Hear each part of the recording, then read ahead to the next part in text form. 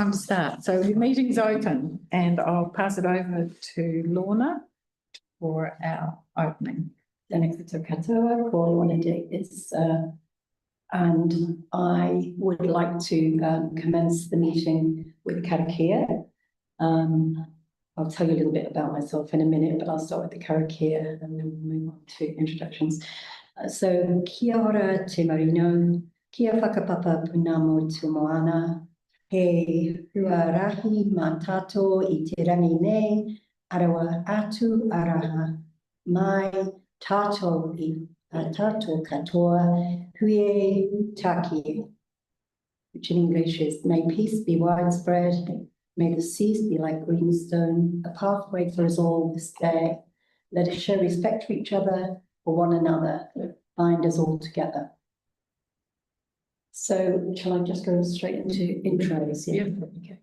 So in terms of introduction, I come from a background in healthcare and education, and I'm really used to the formality of having a karakia at the beginning and the end of the meeting, and also of having a me here, and it doesn't have to be in Te Reo Māori in any way, shape or form, we can just do it in English, just to share a little bit about ourselves, because although some of you know each other from the past, some of us don't know you that well, and you don't necessarily know us that well. And so just a very brief, in the interest of Manaki, I can't say it now, you can say it for me. Yeah. So I'm Lorna Davies. I'm originally from the UK. I've been in New Zealand for 20 odd years now. Mother of 3 children and partial grandchild. It won't be here because next June. As I said, I've worked in education. I'm by profession a midwife, worked in education for a long time and moved into academia in the latter part of my career, and now I'm semi-retired and working as a midwifery education consultant predominantly.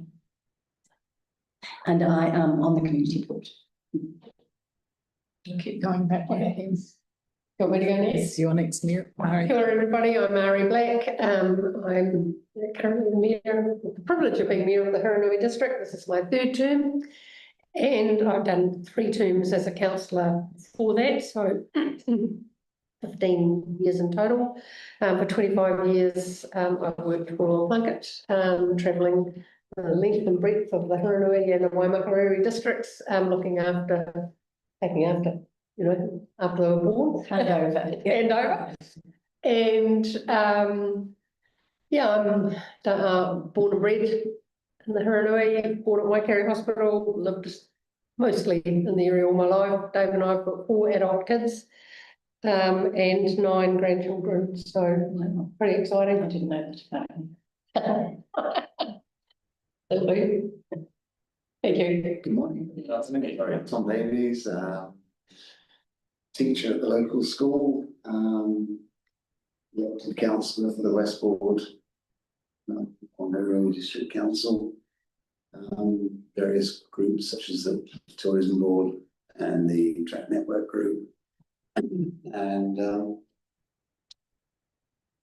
father and grandfather the same as Lorna, obviously. And that's about me, really.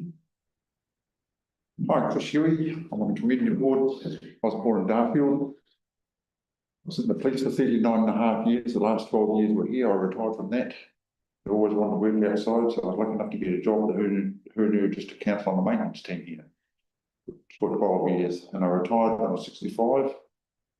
Well, am I enjoying that? So did I. Sorry.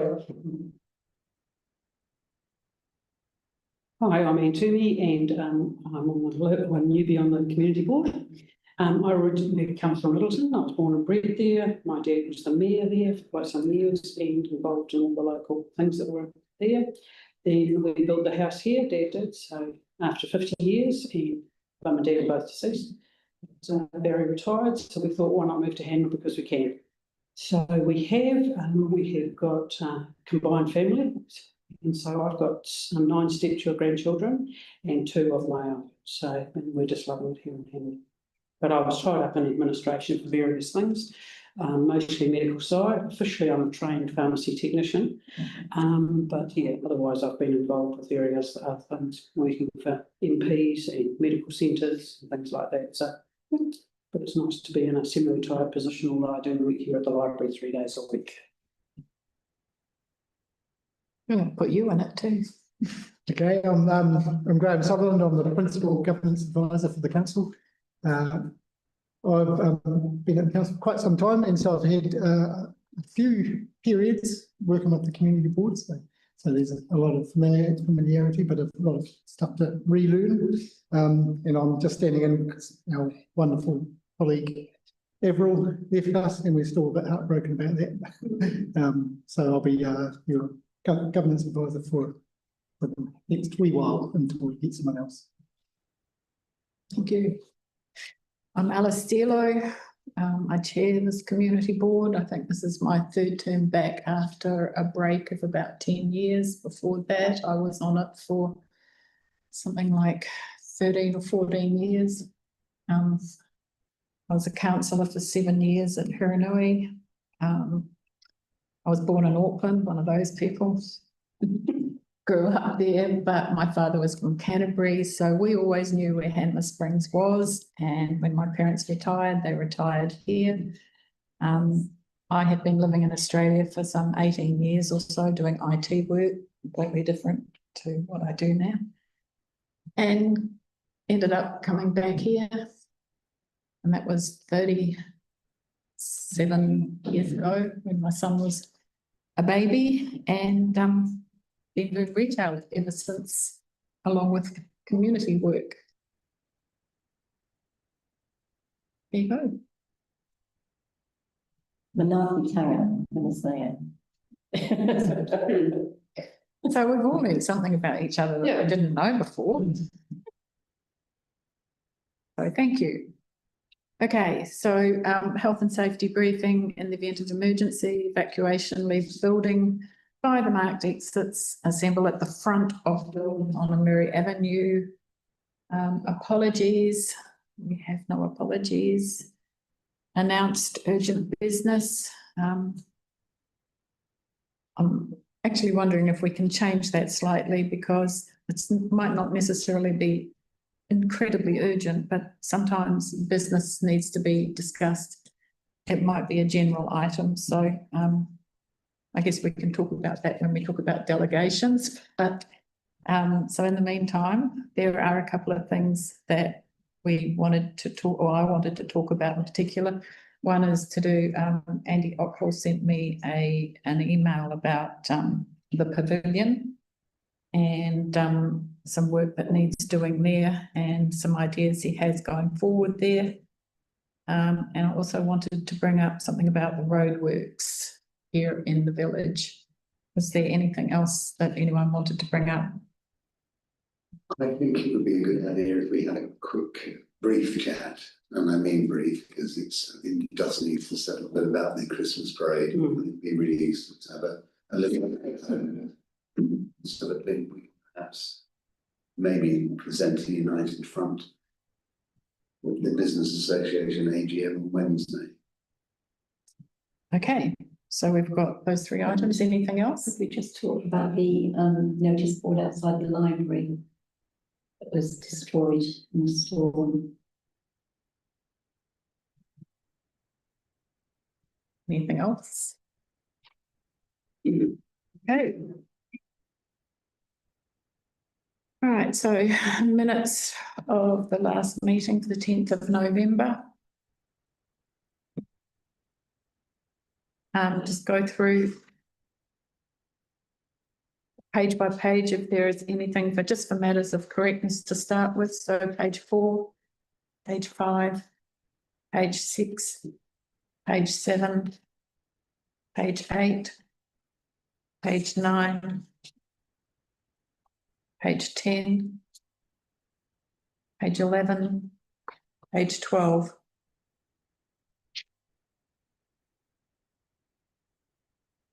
Everyone's happy with those minutes? there any matters arising at this stage? So back to the front, page 4 and 5. Page 6, 7, page 8, 9,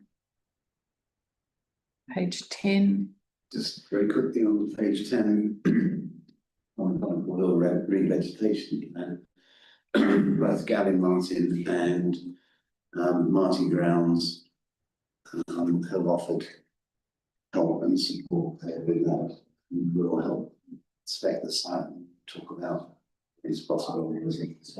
There's about a couple of locals involved, so they know what we're doing, how we do it, and they can have their suggestions as well. Okay, so is that, Chris, who you've been involved with that too, and the quote, so have you had any contact with them too, or no? No, we're clear up the track. Clear, Done. I'm done. Thank you. Excellent. So what part, I'll just finish this. What part did you, were you suggesting they had in that bit? When we go to inspect the revegetation area, I suggest that we include them in that walk around Okay, and take advice and suggestions from them. okay, thank you. I'll just finish doing this and come back.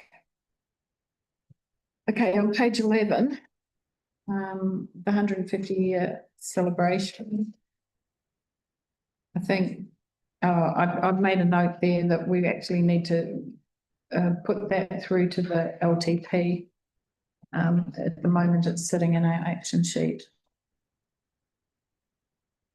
Anything else on page 11 and page 12? Okay. Someone like to move those minutes? Tom, second. This, but motion all in favour? Aye. Aye. Against? Carried. Thank you. Hamish, welcome. Apologies for that. Well, Hamish, we'd like to invite you to the table. The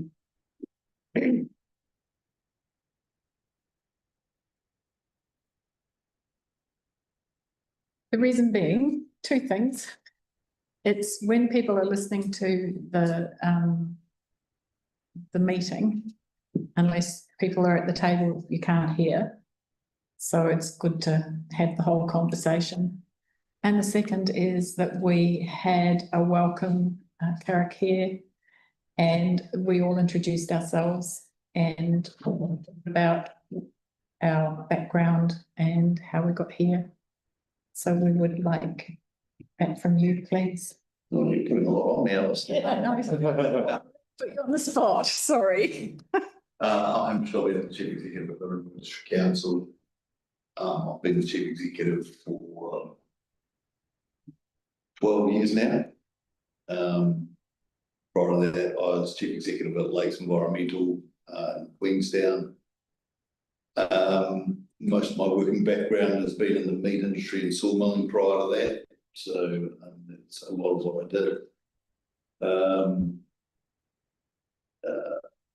I have family, I have 3 sons, of age from, put me on the spot with this one, 28 to 35, something like that. Somewhere around those sort of numbers. My role is as Chief Executive is that I sit between the council laws and the organisation. At Hanmer District Council, I'm the only employee of the council and I employ everybody else. So the council itself can't instruct employees except for me. And my role with this community board is similar. You can't instruct employees of the council, but you can provide me with direction, which I will then implement so long as it's lawful. And it fits with the council policy. If you start to drift away from council policy, then we'll have issues as well. But generally, that's my role. Now that's basically the situation. And the reality is that if Alice, as the chair of the board, would want to speak to one of my senior management team, she can do that. But she can't instruct them what to do. So if that starts to happen, then they'll come and see me and say, "Oh, Alice has told me that I have to do this, not to do that." So, well, no, you don't. But let's have a look at what she wants and what she wants it. So, yeah, I think that's probably enough about what we do and how we work. But I mean, community boards for a slightly unusual place under the Local Government Act, because you aren't my direct employer, the council is, but I have an obligation to work with you to try and achieve the goals that you want to achieve. You're not a subsidiary of the council, you're a elected body with your own mandate, but you work under council rules and policies. So, yeah, it's slightly different in that regard. So sometimes we will get to points where we have disagreements. That's fine. Disagreements are part of the deal. But I will always try and provide you with good advice so you can undertake your role properly. Thank you. Thank you. Just before we go any further, I did have one other item to add to that urgent business. It just was reminded me because Hamish was talking, and that was we had talked about having a meeting with the South Wall Community Board and talking about delegation. So just if there's an update on that, so I'll just add that to that list. And the next one up, page 13, is road naming, and we have Terry Wilson here to lead us through this.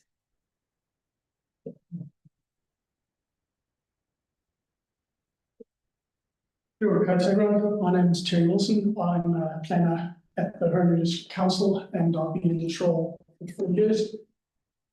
Previous to that, I was in South Africa doing work in that part of the world.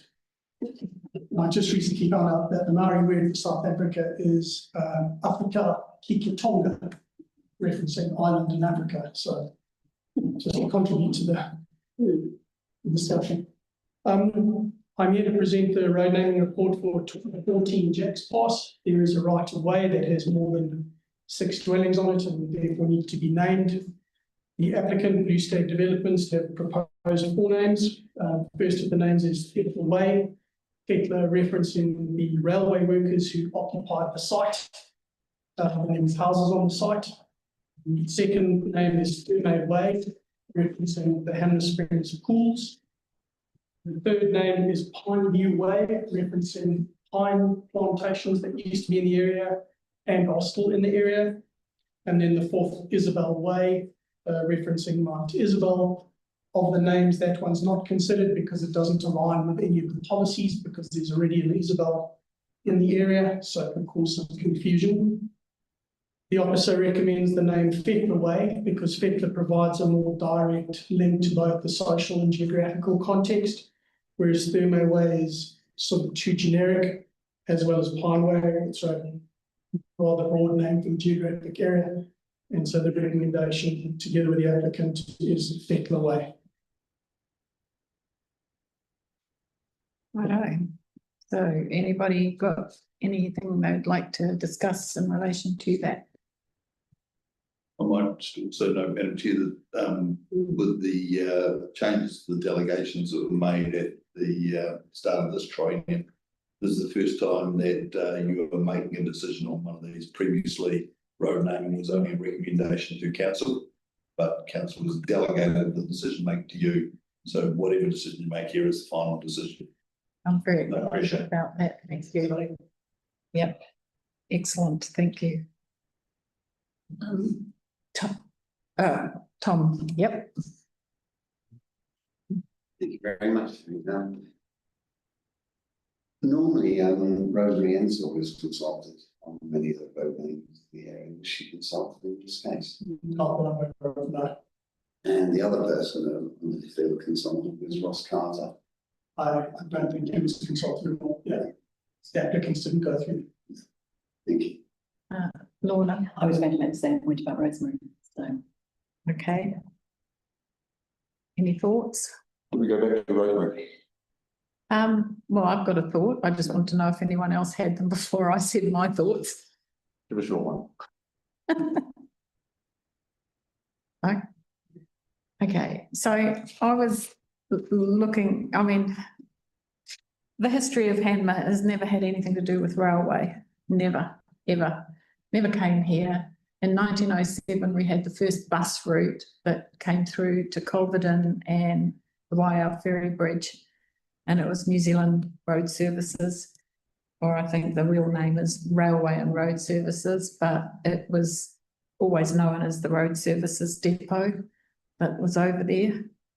And there was never ever any intention of bringing the railway here. So I just felt like Fetler Way had really nothing to do with Hanmer. Why were the railway maintenance workers?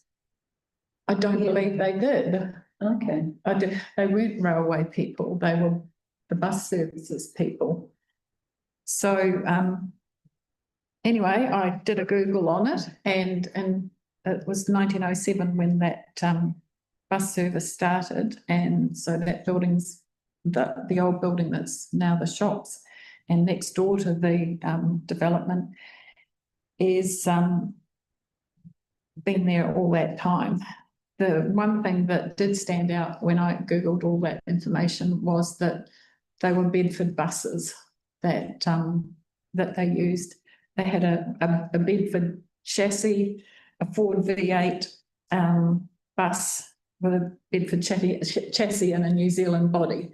That was what the history of it says. And I actually thought Bedford Way actually sounded much more relevant to where the land was and what was there. That was my thought, but I think, you know, if we do go back to Rosemary, because she usually has been consulted, I did wonder, talking about Ross Carter, is because that family have been involved in that area for a long time as well. Isabel was Ross Carter's mother's name as well. So that may have been where the Isabel inspiration came from. I'm not sure. So anyway, I thought it's something like Bedford Way, or otherwise go back to Rosemary or Ross, but I'm not that fond of the Fetler Way because I don't think it's relevant to Hanmer. I thought. Well, that makes sense. I didn't realise that. So we do have to look for something else.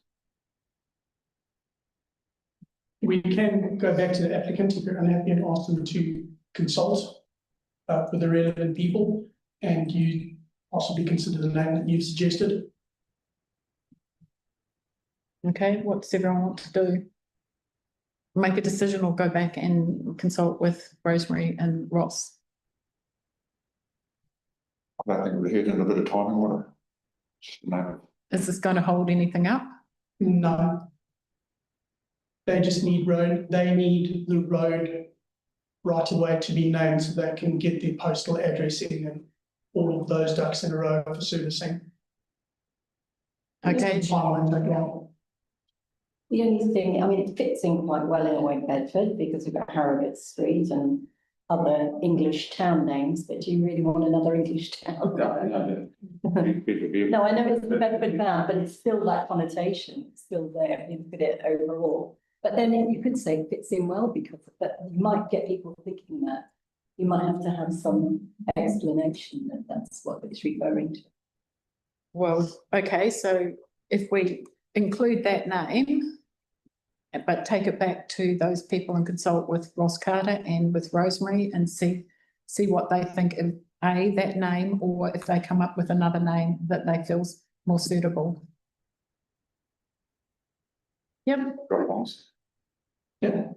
So we've resolved to do that. Thank you. Sorry. Thank you.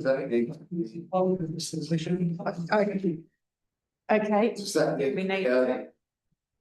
Does that need to be minute, Yeah, that's what we're just, yeah. whether we need to actually make it as a motion. Okay. Madam Chair, yeah, I think it would give staff clear guidance about what they're. Okay, so I'll move that we consider the name Bedford Way, but we also go and talk to Rosemary Ensor and to Ross Carter and ask them their views about either that name or some other name that is relevant to that area.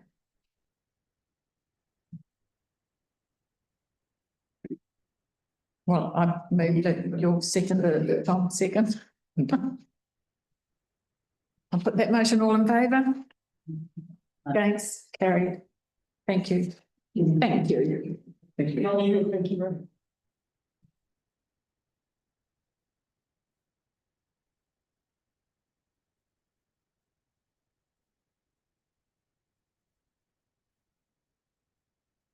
Hi. Have we got a staff member to talk about this estimated design and install for the? Madam Chair, no, the team lead amenities maintenance wasn't able to attend today. So I'm not sure if the CEO's wishes to speak to it.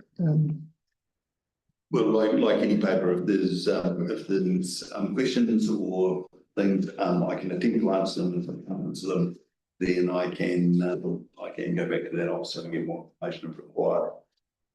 So the paper in itself is might be relatively straightforward, and so I'm not going to take any questions. Okay, well, I did have a couple of comments. I might as well them. On page 20, there's a contingency, but under the HDC maintenance team, there's a contingency of $6,000. And I was wondering why that was so high, because that's 30% contingency. Yep. So through Madam Chair, we assign contingencies to projects, and they're partially based on our knowledge of the project. So if it's something that we know in depth, like a road, for example, where contingency will be lower, but generally start at 20% contingency anyway. This project, and also as smaller projects, we tend to have higher contingencies on smaller projects, smaller value projects, simply because you had something unknown, and the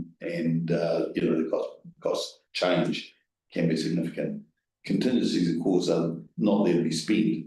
There is a contingency in case they're required. If they're not required, they're not required.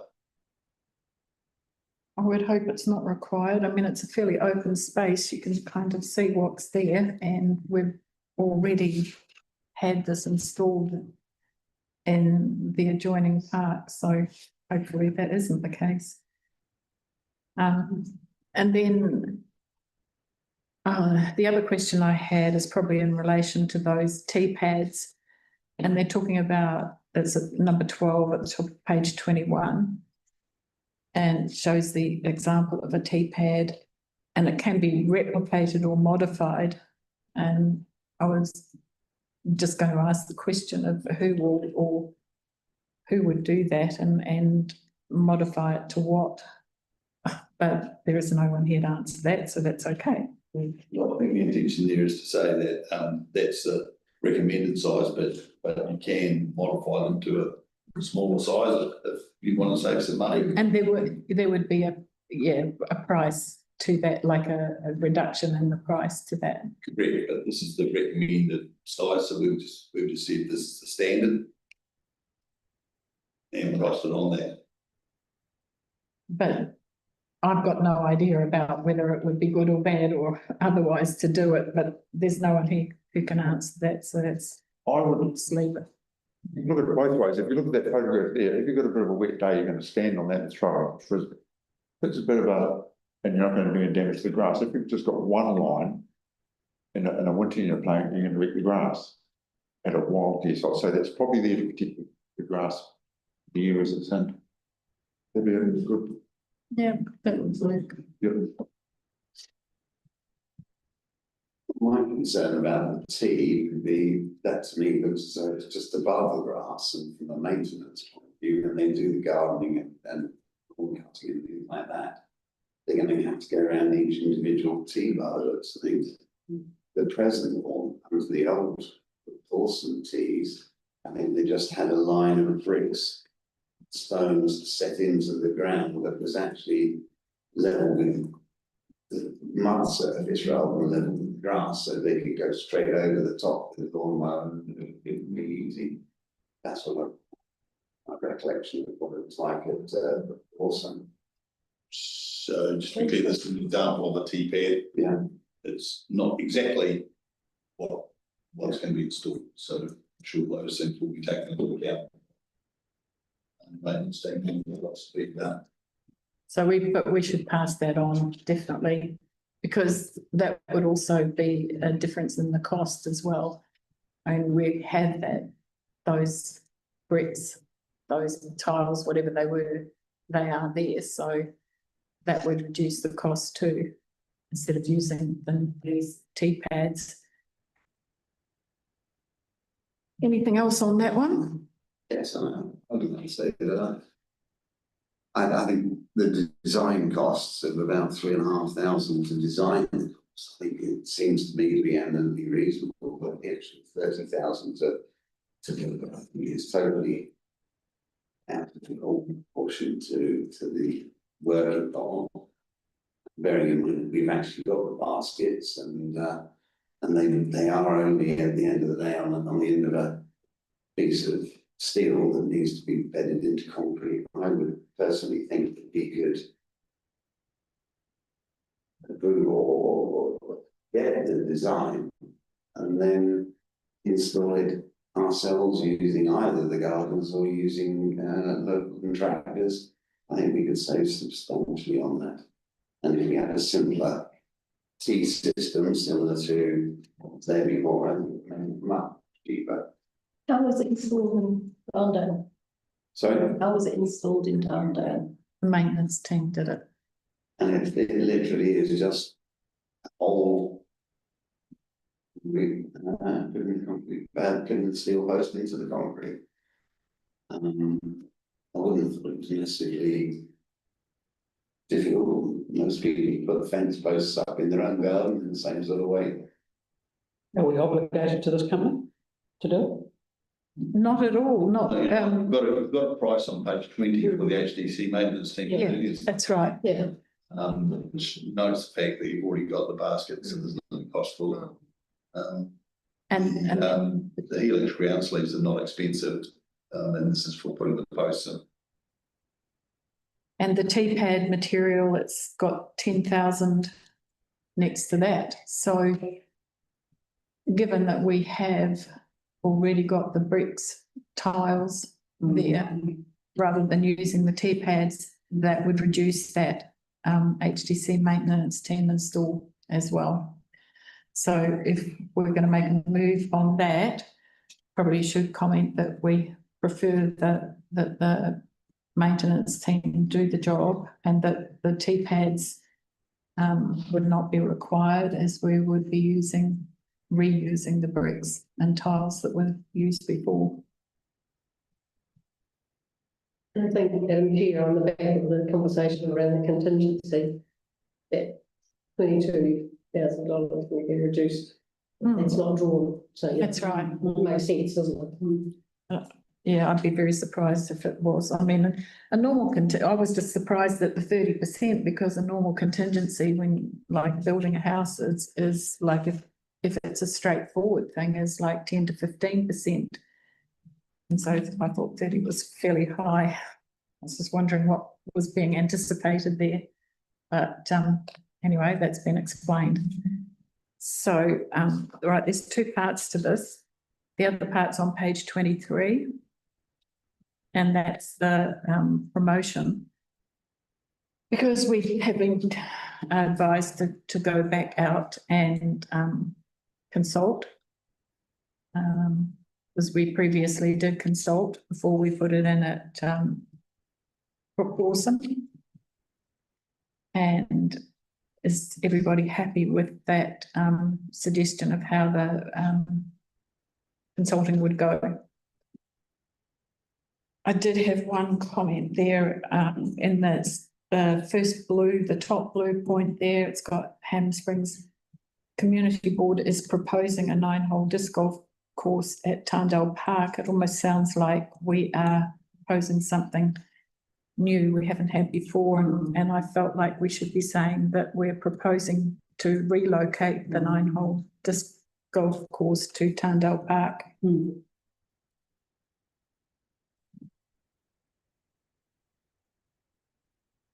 Because there's been quite a bit of comment on social media about where it is and what's happening with it. So any other comment on those? Would someone like to move? So the first part of that is that we would move that we ask Vortical to do the design for the layout, and that we use the HDC maintenance team for the install, and that we do not use the T-pads, just reuse the bricks and tiles that we had previously used for the tees.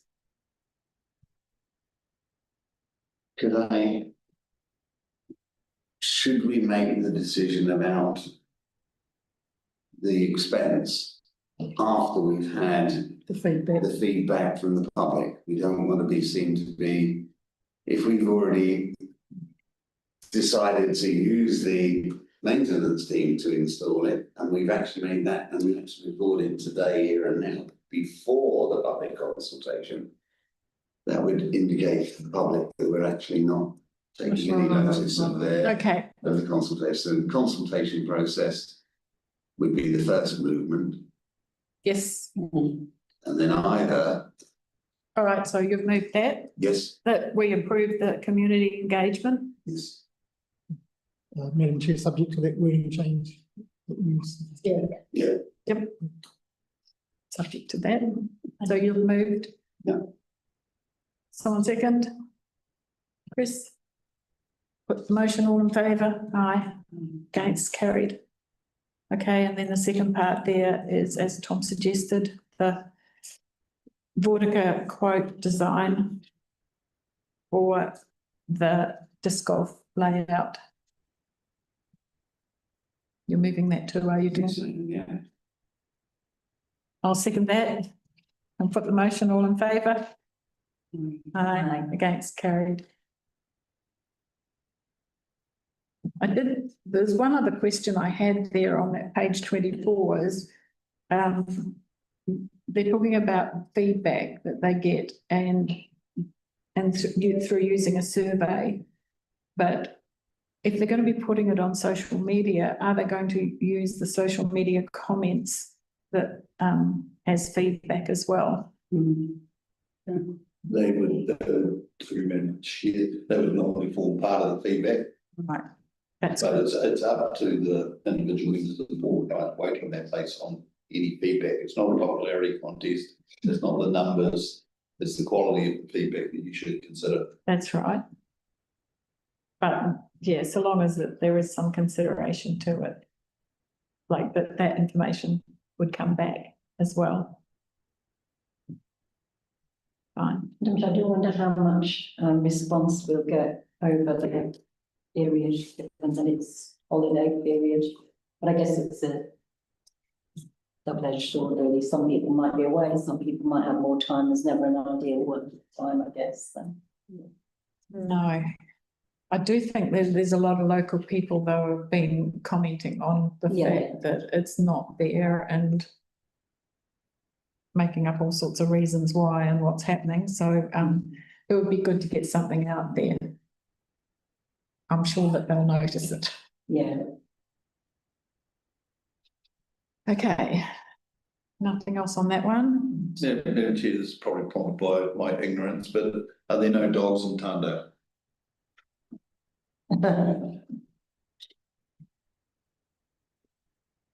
It's less utilised. Yeah, Use much. that's the reasoning I think behind. they have a lot of money to spend to try and lower the risk slightly. what was probably a very isolated incident. But that's the I'm thinking. Brooke Dawson says that there's a lot of young families there now and picnicking and kids in the playground, and yeah, it's really busy. It's very different. The two parks are very different. The Tarndale's underutilised. There were some of the golf tees and fairways, should I say, went across pathways. And that was the problem. And that's why I think it would be good to have Vortica do the design, making sure that we don't have any of that conflict with the pathways that are around the outside of Tarndale. But yes, there's dogs and there's people and there's children, but not nearly so many. And hopefully the design, I mean, the last design, as far as I understand, was something that we did locally, and there wasn't enough room to fit it within the pathways, and so it went over the pathways. So, but we were also told that it was a safety issue, and so I mean I didn't know how we would get around that. It was like it could have been a child. So, okay, thank you. And financial report, Jason. Madam Chair, yes, CFO is coming on. Hello all. Right, I finally have a financial report. We are still grappling with our new reporting, sorry, our new software system. So, whoop.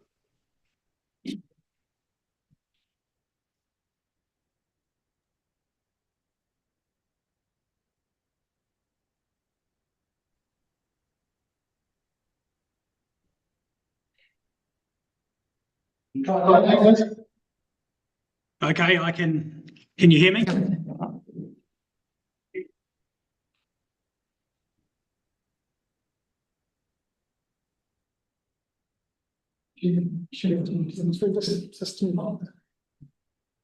Okay, are you able to hear me now? Obviously not. I have been talking.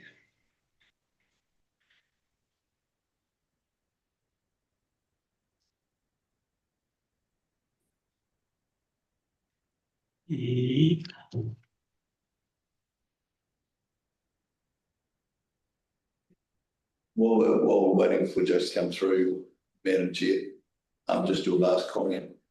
I guess giving me cause for concern that it's a slightly safer place.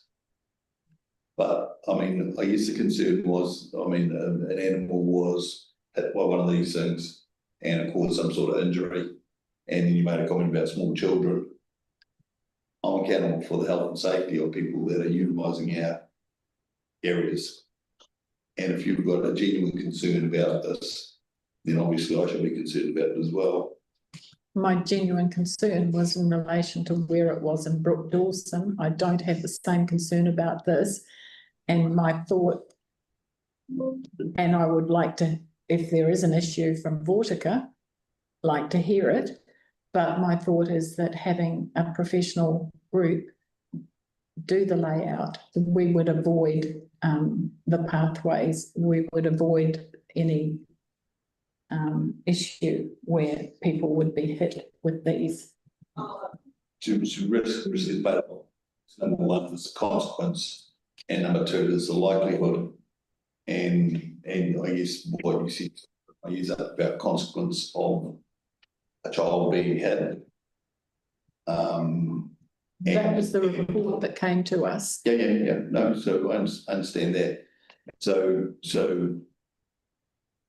does removing it to Tarndale sufficiently lessen the likelihood that I can be comfortable with that? Because it's not you that personally faces a $600,000 fine and 5 years in jail. That's me. Yeah, I think, I mean, you can carry on with the process, but I'm becoming more and more uncomfortable the more I hear about it.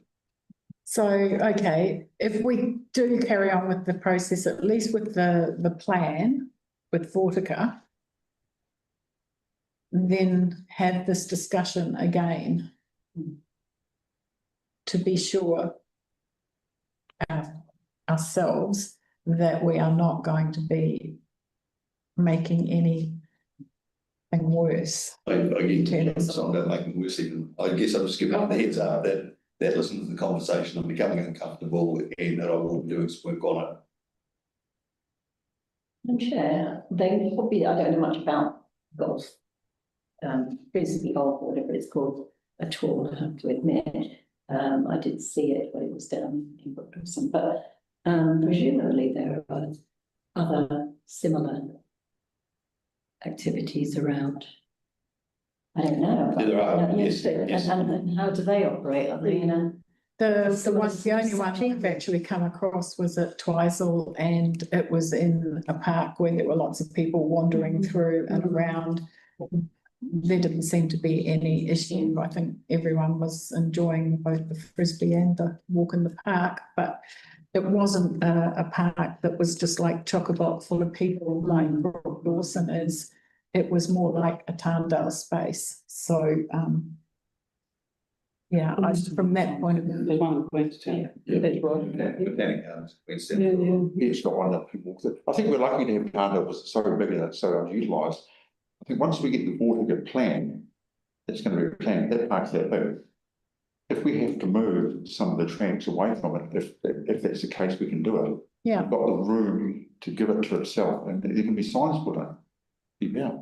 It should be plenty of room. I think you're right. We wait till we get a plan, then we go down there and see how much room that takes at the park and where's a good spot for them. Because there's a lot of room down there. I think we need the plan first, and then we can discuss whether. I'm Yeah. proposing to stop what you're doing. Yeah, I agree to you. Yeah, and that's fair enough too.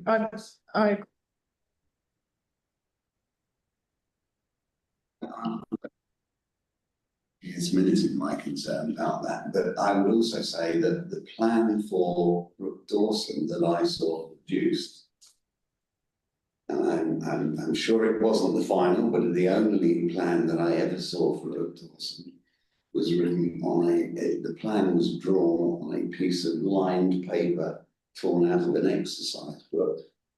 And I hate to think that it was built on the basis that was the only plan that I thought.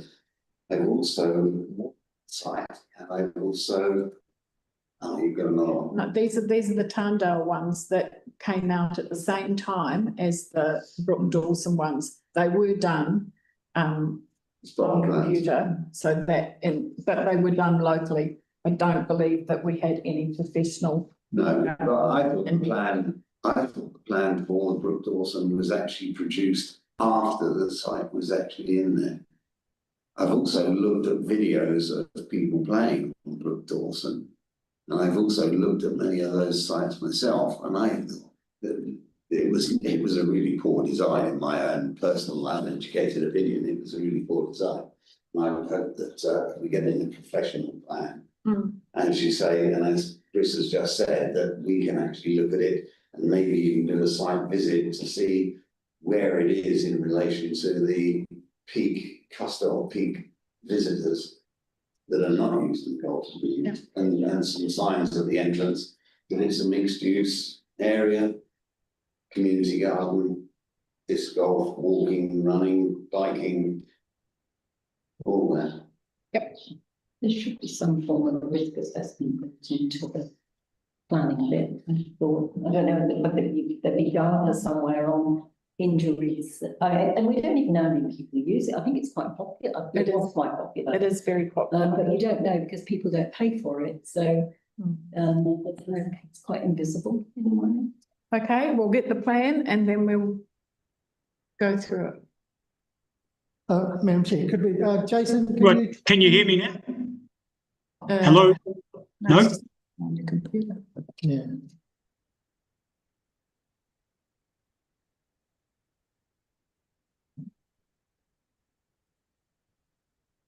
Okay.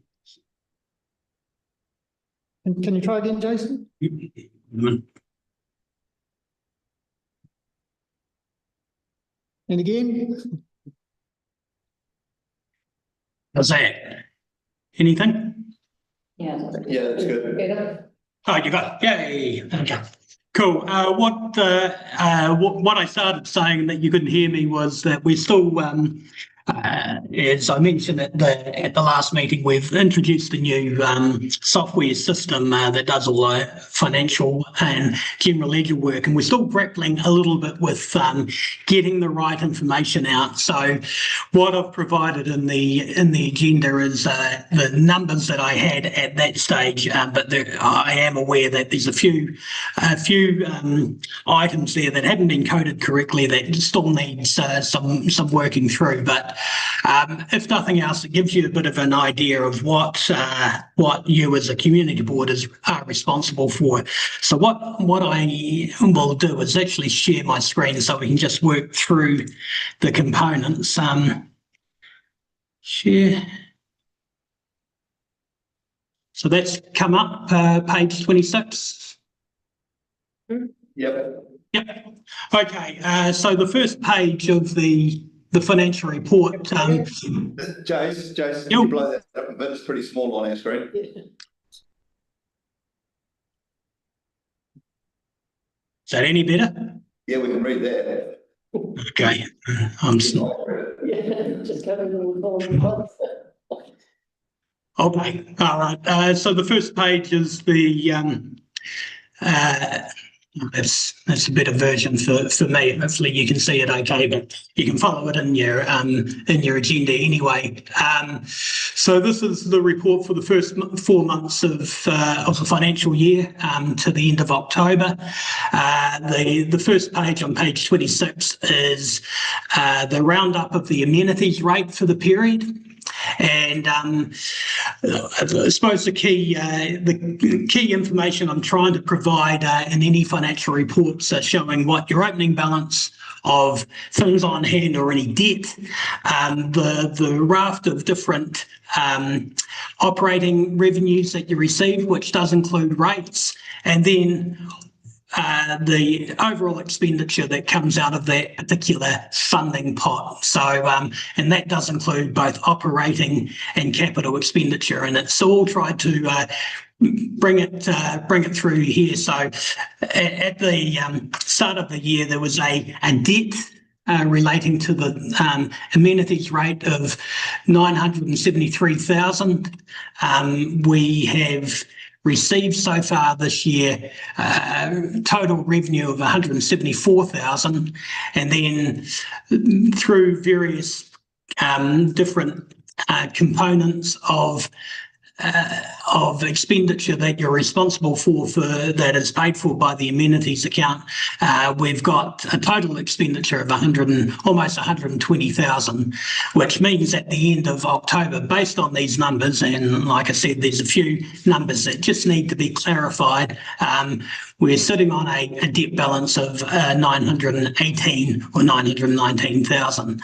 I'll just point out there's a few areas that I've just got some concerns about that I do need to do some more research on now that I've got some visibility of these numbers, particularly around, I think street cleaning was one item there where we had a budget for the full year of almost 79,000. So for the first 4 months of the year, we would have expected to spend 26,000, and lo and behold, we've got a value of 0 at the minute. So obviously the cost has been incurred, it's just been coded to the wrong place. So, and those sort of numbers weren't quite visible to me they weren't visible to me when I produced these financials. So there's a bit of work to make sure that we've got the relevant costs sitting in the right areas, and that we've got a little bit of time to get that right.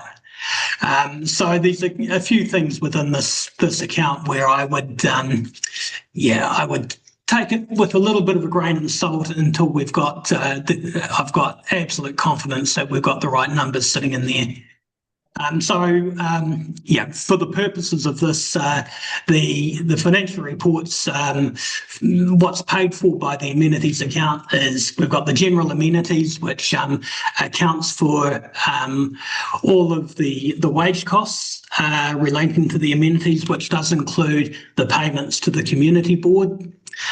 We do have some grant money that goes out of this account, particularly for the forest tracks, and we've got the interest cost that relates to the debt that you hold. And then we've got some specific areas like the township expenditure, which includes grass mowing, primarily grass mowing and street cleaning, but a few other items there. And we do have a key project there being the village hub that's been sitting on the books for a few years now, and we've got a total budget of that of just over 60,000, but yet to spend any of that money. Then we've got specific items for the hall and the pavilion, and just the general cost of running both of those, which includes repairs and maintenance, electricity and insurance, and then any major capital works that we need to do. So again, for this financial year, we've got a budget of about 25,000 to do the roof repaint, which was an amount that we carried forward from the previous financial year. Then the last item is just generally the amenity reserves within the township that are funded by the amenities account, and just the cost relating to those. And again, it is grass mowing, rates and insurance make up the bulk of that. Okay, yeah, so as I said, at the for the purpose of this report, we've got a closing. One moment, Jason. Yep, absolutely. Hi, Jason, Tom here. Yep. Have we got any closer to, and I know you've been under pressure, so I'm not putting any pressure on you, but have we got to be closer to offsetting our balance of our reserves against the debt to reduce our interest payments? No, I haven't been able to progress that component yet. There is a little bit of work I need to do on the council's treasury account or treasury policy, and it's a little bit in line with the proposed transfer of the debt relating to Three Waters. So I've got a bit of work there. It's just hasn't been the highest priority right at the moment. Well, I'll just explain to our new members, we have reserves and we have debt. What I was suggesting was is if the reserves were put against the debt, our actual interest payments would go down. And it would be an accounting exercise that would actually save us a reasonable amount of money, thereby increasing our income. That will be sorted sometime soon. Thank you, Jason. So, yeah, that is, it is a piece of work I'm still working on. Yeah. While you're still there, at the Track Network group this morning, the Forest Tracks grant, that 5,000, they were waiting for an invoice from HDC for that amount. Yep. They said that they had contacted someone there and asked for that invoice, but it hadn't been forthcoming yet. So, yep, someone could do that. They may have contacted me, and I'll follow that up. Yeah. Thank you. With the Track Network group, obviously those community board members that are part of that group that met this morning may have received an updated version of these numbers, but at the end of October showed that starting balance was 56,000. The contribution from the amenities account for the first 4 months was 22, almost 23,000. A little bit of interest has been earned, and then the expenditure that's been taken out of that account. So at the end of October, there was 64,000 in there. I know there has been some significant expenditure in November that will bring that balance down.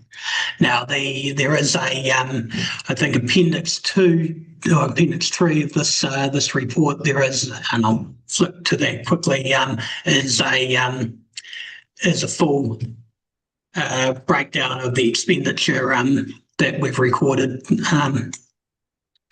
There it's on page 30 of the of your agenda, and it just provides a bit more detail of where the opening balance, the funds derived, and then the expenditure that's gone out, including the staff costs.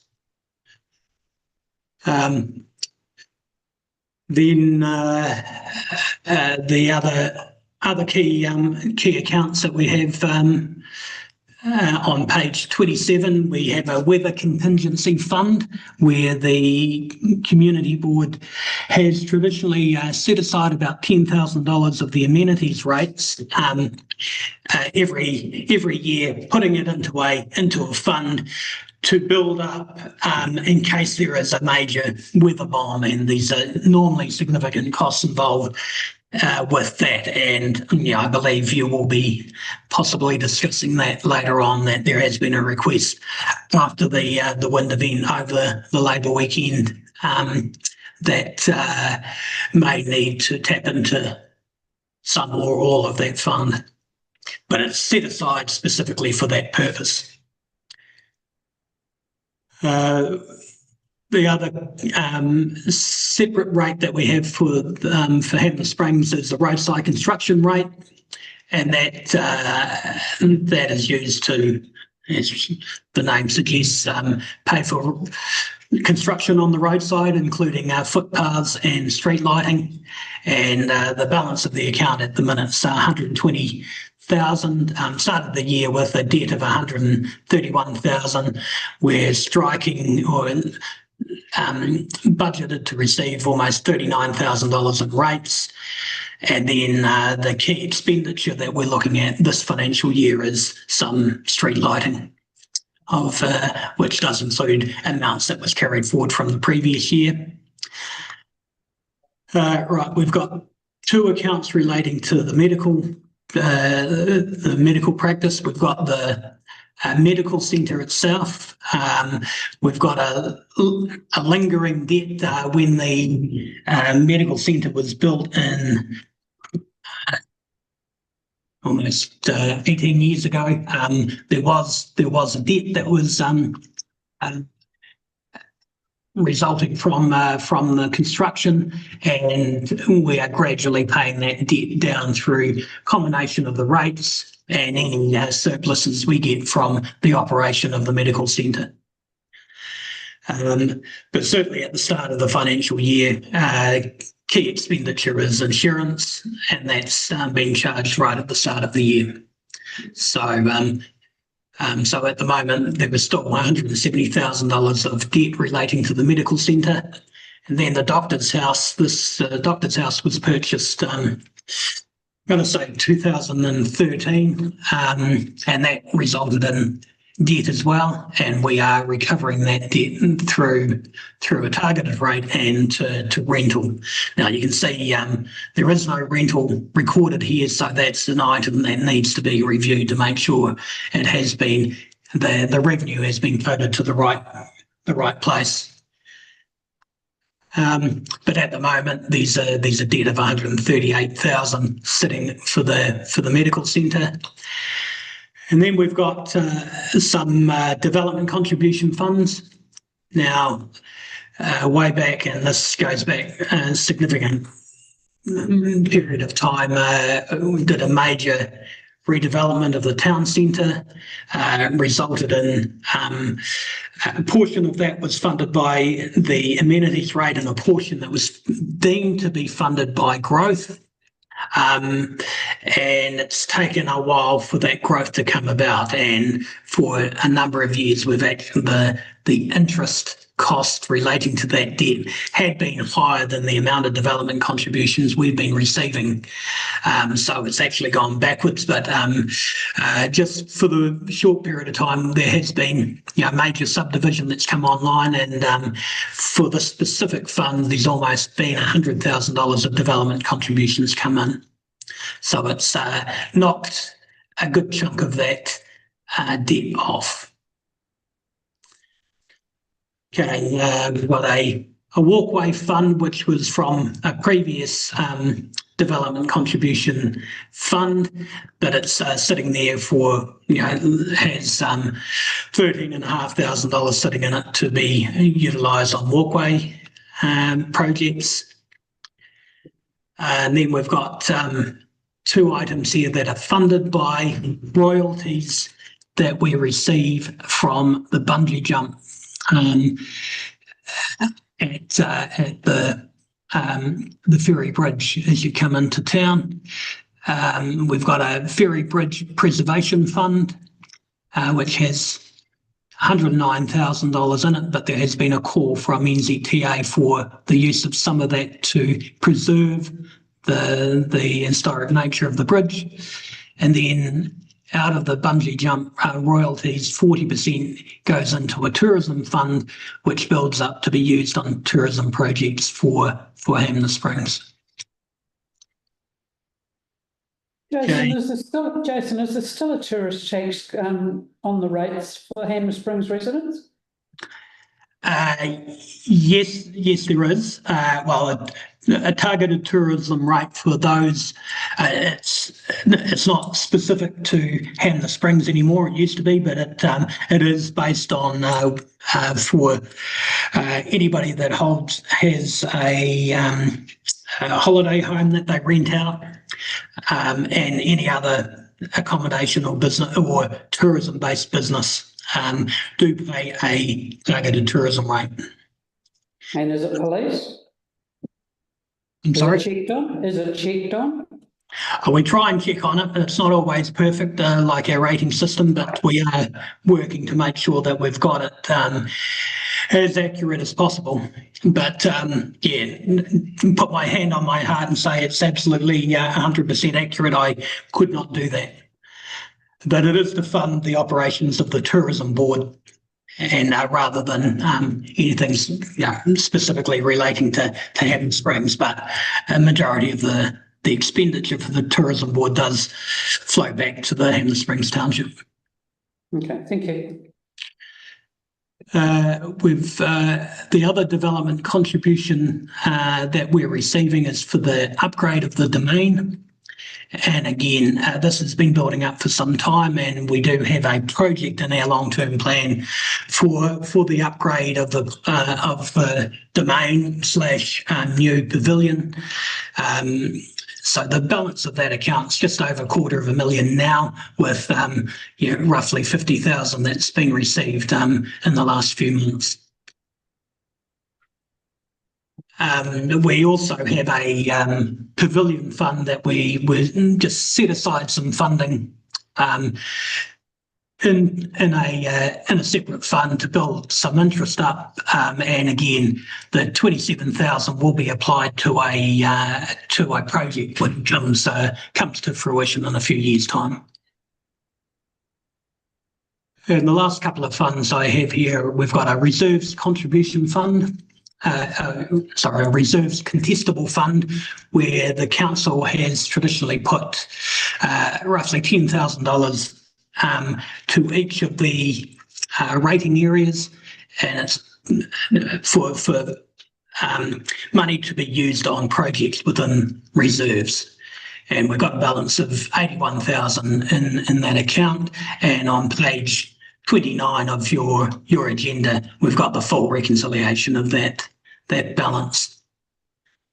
And then the final one is a staff house fund. When the staff house in Hanmer, which sat on a reserve, was sold some years ago, there was proceeds that came to the council specifically to be used for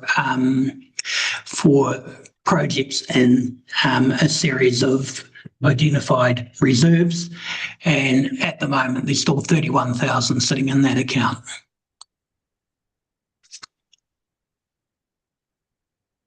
And as I mentioned before, the last the 2 pages here are just the reconciliation of the contestable fund, and as you can see there's almost $76,000 has not been not been allocated, and there's a few rats and mice from other projects previously.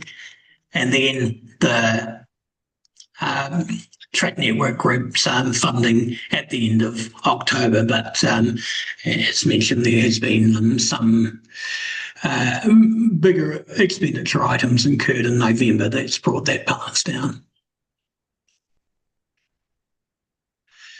So that's me, Madam Chair, but as I said, there's a little bit of work that still needs to be done to make sure that we've got costs going into the right area. And but we've now got, like I said, some visibility on those numbers to be able to do a bit of a deeper dive than we've had the chance before now.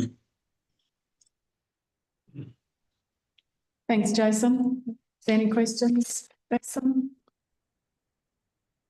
Yes. Yep.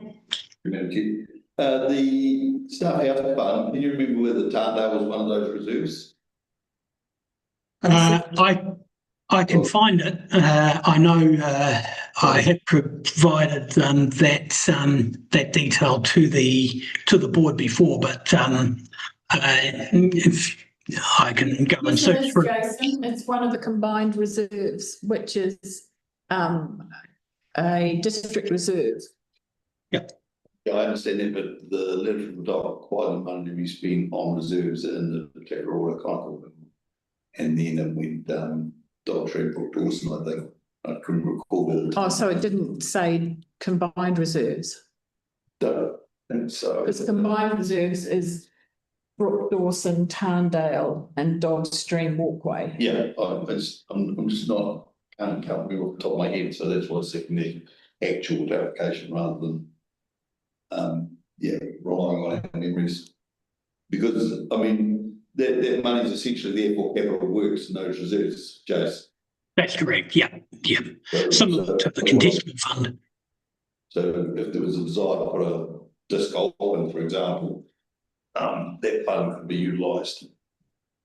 So you'll come back to that, back to us on that one, Jason? Yep. I can go and do some research now, and then perhaps later in the meeting I can just bring that. I'll certainly send it through by way of email. But if you wanted to discuss it further, I'll be doing some work in the background anyway. Yeah. I don't think it's urgent, Jason. It's just a potential funding mechanism the board needs to be aware of. Sure. Yeah, just if that includes all the combined reserves of Dog Stream, Brook Dawson, and Tarndale. Yeah. Thank you. No other questions? Thanks, Jason. Okay.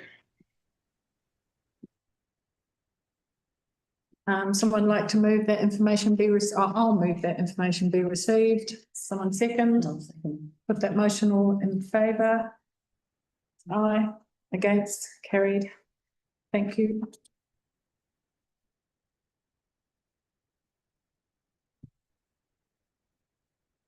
Okay, page 31, so discussion items that were raised by board. This one up there is the Chisholm Ponds. Did we have any response from anyone, any of the council staff in relation to this? Not that I'm aware of, Madam Chair. Okay, the last time these ponds were cleaned out was 5 years ago. And that's from talking to several people involved. And as you can see from the photos, the weeds are growing out into the pond. And they're also clogging up the exit and entry into the pond. And there's just a small amount of branches there that came down in the wind, not a lot. But my memory of this is that there is an aspect to the stormwater that there is a culvert that comes in at the entry to this. And also all the way down the hill there, from Denby Place down, there are lots of springs, and this was always spring fed, and it was always a swamp that we made into a pond so that it could take the stormwater, and then it goes through and under Jacks Pass Road and out into the creek that goes down through Queen Mary. And so at this stage, the pond is silting up and getting covered in weeds. I do recall that before the pond went in, if we had a really big rainfall, the rain just poured down Conical Hill Road, and there were a couple of times where it came into some of the shops as it came down Conical Hill Road. It was quite deep down in this area out here. So from that point of view, I'd like to see something done with it. So I have sent a SnapSend solve, but I just thought the board might like to know about the background of that. And is there not an eel problem? Pardon? Is there not an eel problem? And there's an eel problem, according to the person who brought this to our attention. I do know that from when it was cleaned out last time, all the rapo that was pulled out of the ponds had eels in it, which are protected, and it was all left at the side so the eels could wriggle out and come back into the pond before it was cleared away. Because they eat all the baby ducks. Yes, there's been ducks with 1 foot, and yes, in fact, ducklings have gone missing. Substantial number of ducks around there this year. A lot of ducks. It's actually, at the moment on the Chisholm ponds, there's a family of paradise ducks that have taken over the ponds, and they're keeping every other duck away.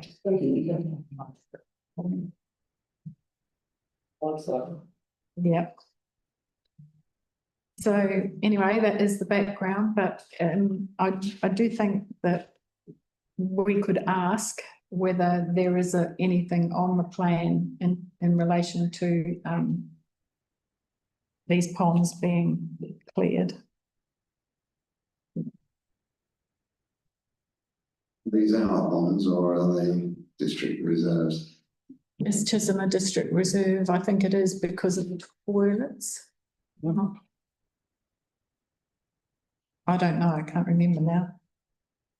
I just thought the toilets made it a district reserve. Well, that's cheaper. Yeah. Status of reserves, but also, if you're looking for stormwater money to clean it out, it will depend on what the stormwater engineer's view is, and he won't be concerned about your amenity. He'll be concerned about their functioning as a stormwater pond.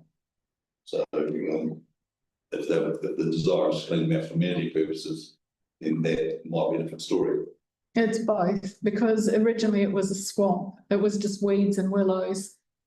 And if it's not cleared at all, it will revert to weeds and willows.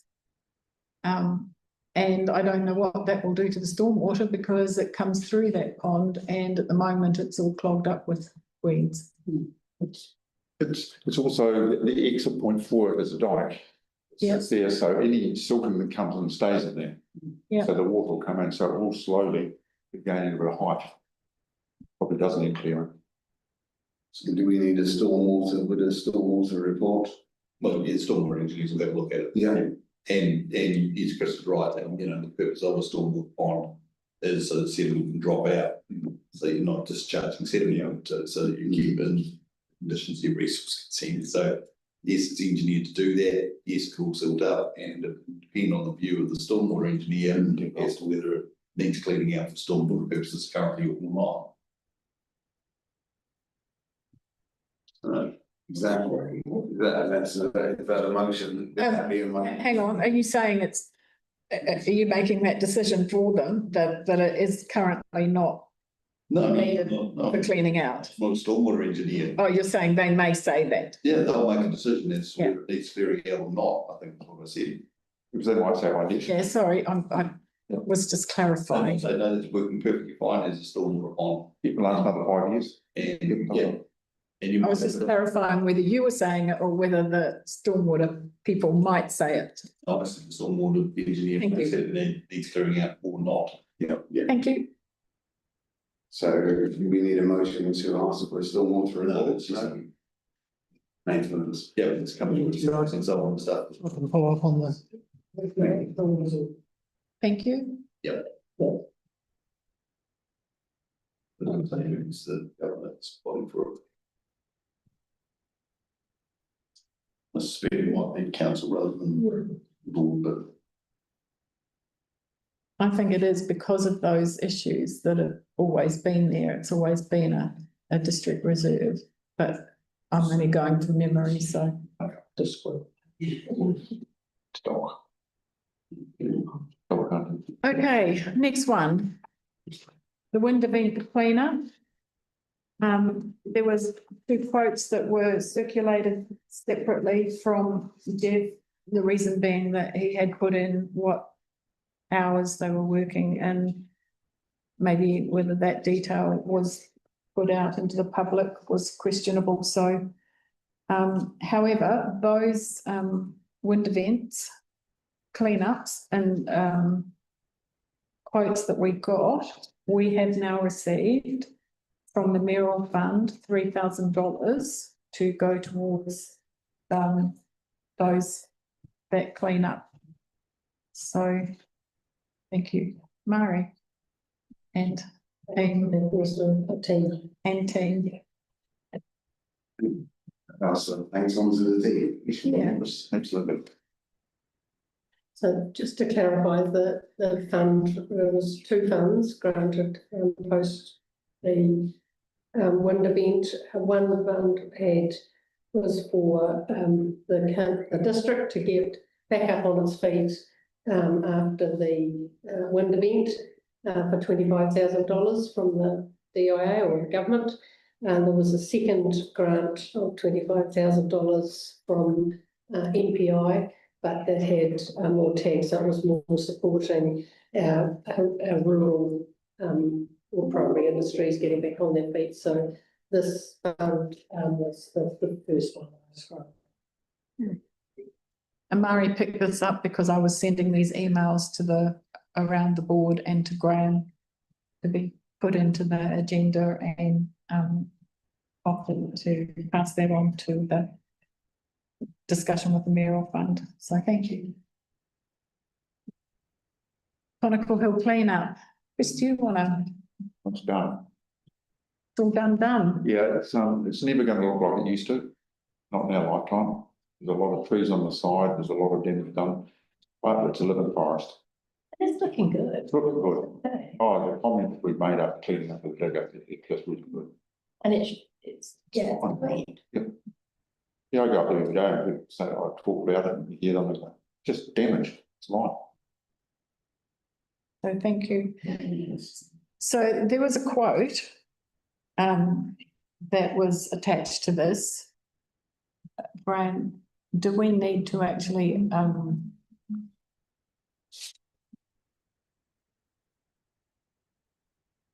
make a recommendation in terms of that quote, or because it's a done deal, we leave it, or? Then it might be, Madam Chair, sorry, it might be tidier to have it on the box. Also, I'm not totally sure where what fund is funded from, so if it could be clarified. It came from the weather contingency fund, or was to come from the weather contingency fund. So, do you want to move that, Chris? Yeah, I'll move that. So that quote on page 37 for $1,897.50 comes from the weather contingency fund. There will be a bit of sinking in time because as we know, stomachs rot, but it takes an awful long time.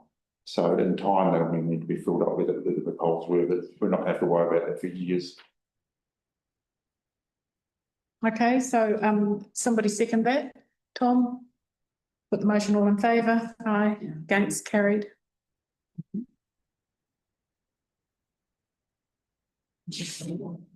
Correspondence?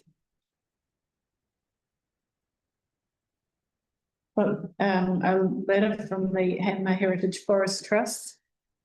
And they have asked for $30,000 to assist with the cleanup of the heritage forest.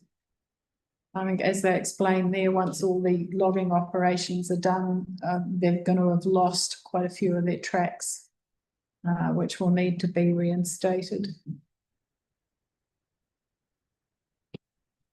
So, Tom, do you have a comment on that? I think there's several comments here. First of all,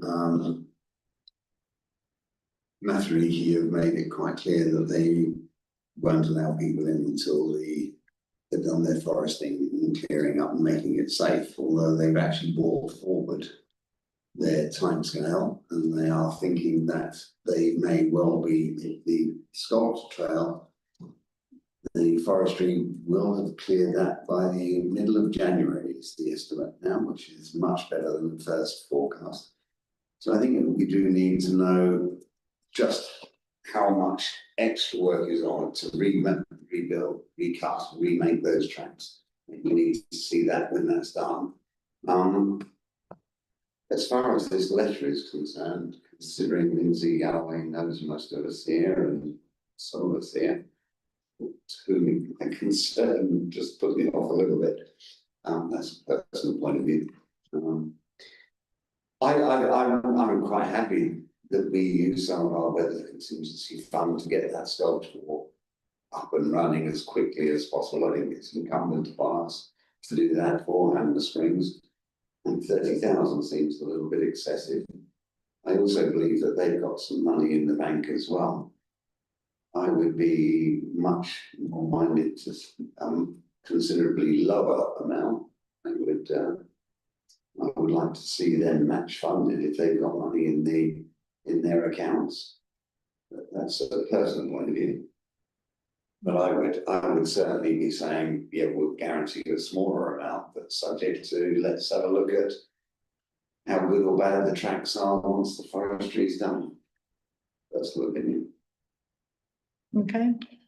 Yeah, I agree. There's a lot of, I had looked through there really early on. There's a lot of damage. It's not going to be done in a year.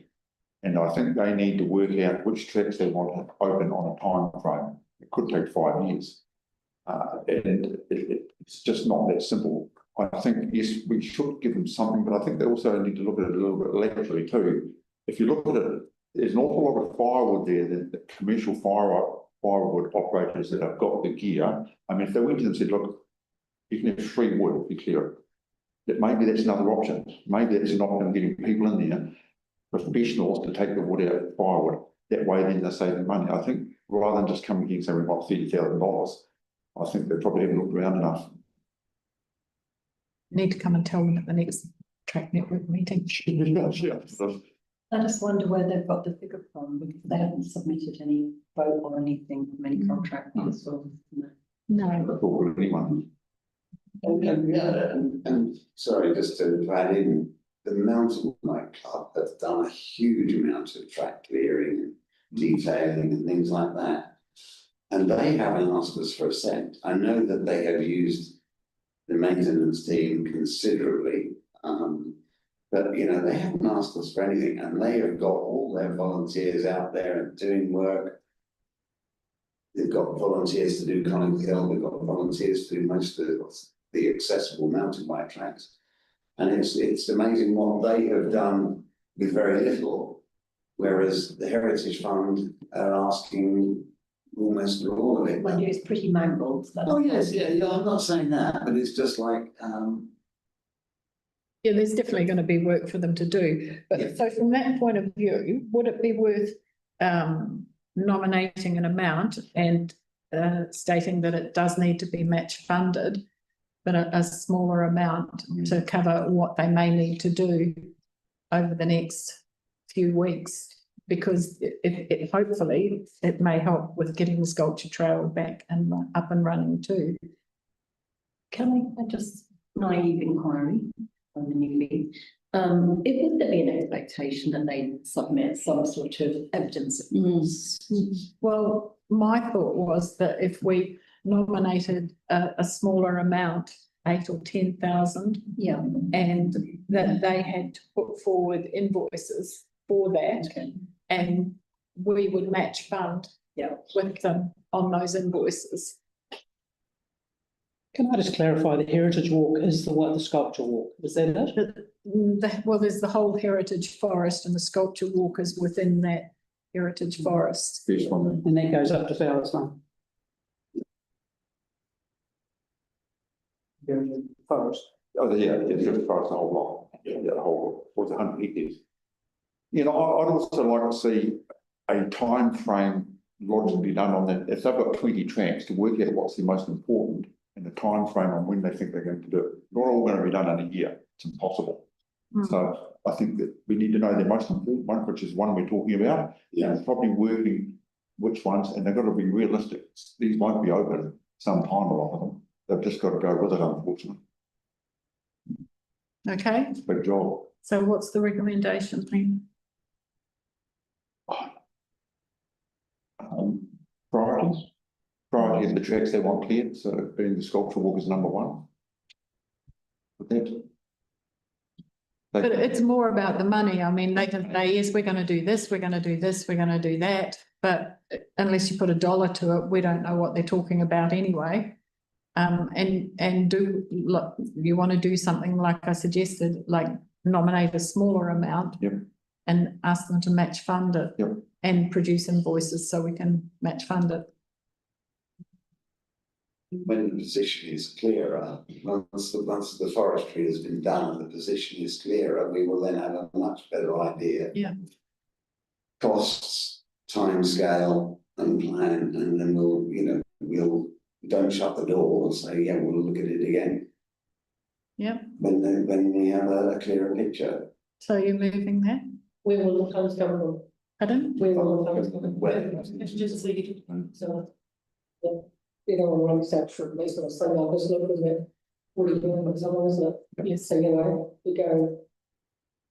Too much in the offering. No. No. Yeah, That's right. yeah. You don't have to- 30,000, that's. Yeah. Yeah, no, my worry is that the weather's getting worse, isn't it? And Yeah. we could get another one of these next year, so we've got to be ready for ours. Yeah. So it's like, but also thinking Henley may also have a snow event, we've got winter coming, there's any number of events, and we want to make sure that there's always something in there. And maybe that's something we need a motion or have in our minds, that we try to maintain a balance of, say, 10K for, unexpected events. But that's not for now. So, Then you're thinking more about a very important point forward, and that is, what's it based on, what are the numbers? And I would simply go back to them and say, what are the numbers, what's it based on? Because how can you make a decision, if they're just taking $300 a tree, there's 100 trees, and that's $30,000. Is $300 a tree realistic? I mean, where's that number coming from? So I don't think, because it's a long-term job, I don't think you need to move on it. You can say, well, I'd say you're sympathetic to what it's suggesting, but you need, because you're accountable for public money. Yes. This is public money. And I know that's you what it's being spent on, so Trying to. I think, that if you were simply to resolve or ask Graham to go back to them and say, can you provide us with some, basis for the costings? So, and then you're in a much better position to make a decision about how much you want to give, or if you want to give. and yeah, I think, and also if Graham's going to write that saying something along the lines, look, we understand, we will prioritise the sculpture trail along with you. And that, we will act with utmost haste. And I know that if it were ready, if the sculpture trail were forested by the middle of January and our meeting's not until the middle of February, then perhaps we do need to say, we have got 10,000 on one side for you for appropriate works to that, to get that open as quick as possible. But it would be tied to them producing an invoice and then match funding it to. So you're saying, Tom, that there's some urgency because it will, the work needs to be done now. Yes, So if they got back there quickly enough, you could decide to make a decision intercessionally. So if you have an agreement around the table that you subsequent to receiving some good information about costing, that you'd be prepared to spend $10,000. Yeah. And you can do that in a session without having to meet again to make another decision. yeah, yes, that was the suggestion. Yeah, because it time up to over to Christmas. Yeah, because that would mean we could catch up. We may be able to catch the end of the January trade and then Waitangi weekend. You know, we can possibly catch that and then be looking towards and timeline wise, we would be looking towards getting as many tracks open as possible before Easter, next week, or its peak.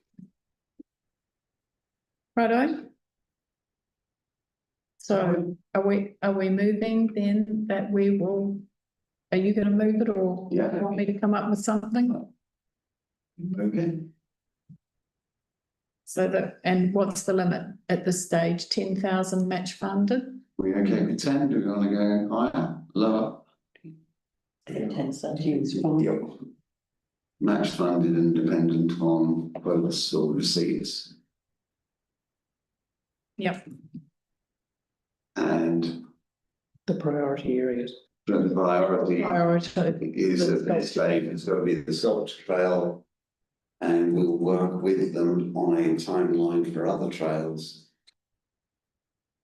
When the situation is much clearer after forestation. Yeah, after deforestation. Okay, second. Yeah. Chris, put that motion, all in favour? Against, carried. Okay. Michael sent in an email saying thank you for his gift.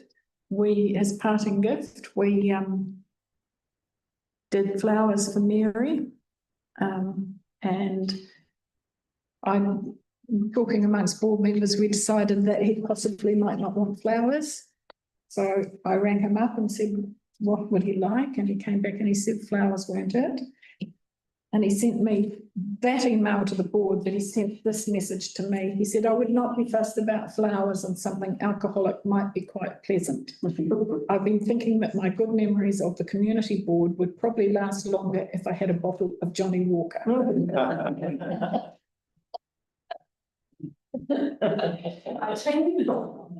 Hello. So, Mary, I'll be married. Old habits die hard. Oh, I got started. Thank you, Mary. I'll start to get depressed. So my fans biscuits. I have, Mary, are you going to join us? In my material, I think I'll get you milk though. You've already got milk here. I've got some milk. There you go. I'll go get milk and you can. That's right. Have we got one here? Got that, Mary? Mary? Got You got milk? Yeah. Oh, okay, brilliant. Okay. Asparagus rolls as well. Yeah. Fresh asparagus. Yeah, Absolutely. come to the table. We're hearing. Oh, we're actually in between items, so we can stop right where we are and it's at 2:45, but at 2:39 we could stop slightly early in between items and have afternoon tea. Yeah.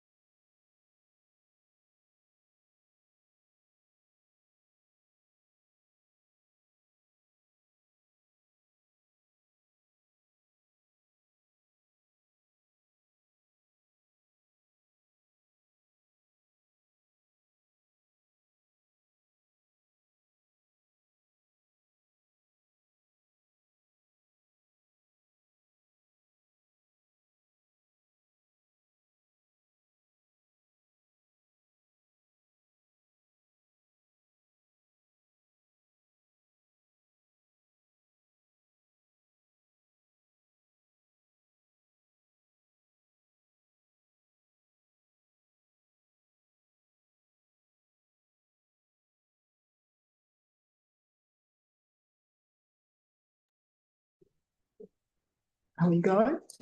Yes, Madam Chair. Page 41.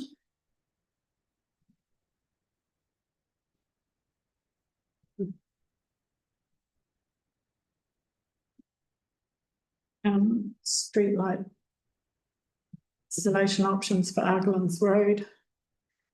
And the last comment that we've got there is that the poles may have been installed in the wrong location. That was because they were on the wrong side of the road from the footpath, wasn't it? I I mean, think so. and that's not going to get changed though, is it? I mean, Just hope they're throwing another light to light up the. Yeah. On the other side. but there was an amount of street lighting that got brought forward from last year. So it really would be good to hear from operations where the next area of street lighting is. Do they want some input from us as to where? So if they had a little nudge, that would be nice. Ask them that question. Number 2 was the State Highway 7A Urban Entrance Tidy Up Project. Grass has been sprayed and new plantings are ready to be planted. That's all been done. Quite honestly, it still looks like rubbish. But do we leave it there because we want to ask for more work to be done, or do we just give up, or what? I mean, it's horrible. It's ugly. Once those grasses start growing, though, it's going to That will be better. better. But there's no delineation between the edge of the road and the grass, and it's just all patchy and it's just horrible. What could be done? I think we do need grasses a bit of time to grow, because I think sure that they will be, you know, we planted our homes and grasses just like that. And they look quite spectacular now. Oh, the grass is on, no problem with them. It's the rest. But anyway, so we'll take that one off then and just wait. No, leave it off. Okay. What are you expecting? Are you wanting to put like a big colourful notice, or what are you thinking? Well, originally what we wanted was some sort of edge there, but along like the seals there, then a whole bunch of weeds, and then some grass, and then the what do you call it? The plants that we've put along the edge there, the tussocks. So you've got tussocks, grass, weeds, and then there you've got the edge of the seal. I mean, even if they went along and sprayed a straight edge of the seal, it's just looks like a mess. So we leave it there and New Year project. keep talking about it. Okay, number 3, Hanmer Springs 150-year celebration. That's still got Stacey Ingalls on it, so it should be Lorna and Anne. And had a bit of a discussion, was it you and I, Tom, and whether Rhiannon was there at the time, about getting together a group of people who would be interested in moving forward with some of these projects. And I think the Business Association, if they can get some momentum going, would be a good group to join us on that one too. But there's nothing further there. Number 4, Hanmer Heritage Forest. That one was Mary Holloway was to catch up with Lindsay Galloway. So I don't know, we could progress that through the Track Network group, Tom, perhaps. Yes. So I'll put your name on it, Tom Davies. Yeah. Chorus Fibre Network, that's yours, Tom. Yeah, nothing to report. But Mari and I are working on that one through Silver Defence and through the council, and we'll keep working on the network, communications network, rather than just the fibre network. Okay, number 6, relook at funding options to rectify the issues at camping area that's Hanmer River Reserve. I went down there this morning and there are serious potholes in the loop that goes around and in the car park and as you leave the parking area. Like there's serious potholes. So we do need to do something there. And I don't think it means waiting for LTP, which is the suggestion there.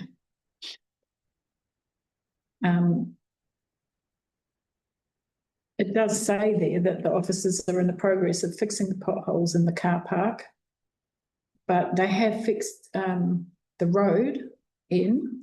The potholes have been sorted on the road, but absolutely nothing in the car park. And so I would like to see something done about the car park. We must be able to find the money from somewhere. I wouldn't mind some help from, I mean, it's a reserve. We may have some funding somewhere. I wouldn't mind some help from the operations people to tell us what they can do that isn't going to cost a bomb. I mean, they were talking originally about edging it all off and that kind of thing. It may need some gravel, it may need some, definitely needs the potholes to be filled. Some pothole on the road is quite easy, isn't it? Throw a grader along and flatten it all out. In amongst that grass area, that's not going to be easy to fix. It's not amongst the grass, it's actually all mud and stones and serious potholes. And you've got vans coming in and out of there all the time. And it didn't do much for my suspension. That is my car's suspension. So Sure. that ain't going to do much for their caravans. So actually, can we ask for a report on what they could do for that? And have a look at what funds we've got that we could use on that reserve.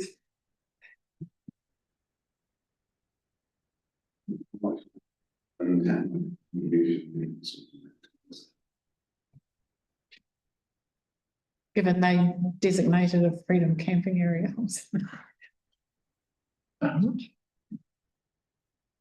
Yeah, I think we need to get a bit of a price on what it's going to cost. Yeah, but and how they might do it. If we can just get that first, that would be a start because it really needs something. So, Madam Chair, are you expecting a report or just some information back first? Whichever will make it quicker. Or to consider the options. Yeah. You know, give us a budget option, a medium priced option and the dreamy option. A report usually gets things moving quick. Have a report, please. Sorry, do you need to consider the not meeting until we do next week in January, February? So do you want this for the summer season? Or are you looking to? Are you looking to do It some would be work? nice, but I mean, everything we've been told, this has been going on 4 months now. Started in April and we're getting nowhere. So I don't know that we're going to get anything done by Christmas anyway. But we could finish it by summer. Or winter. If we're going to do anything, it needs to be voluntarily before winter. Does. So yeah, we'll never get done before Christmas. No, 31st of June. I think we've missed that boat. Yeah.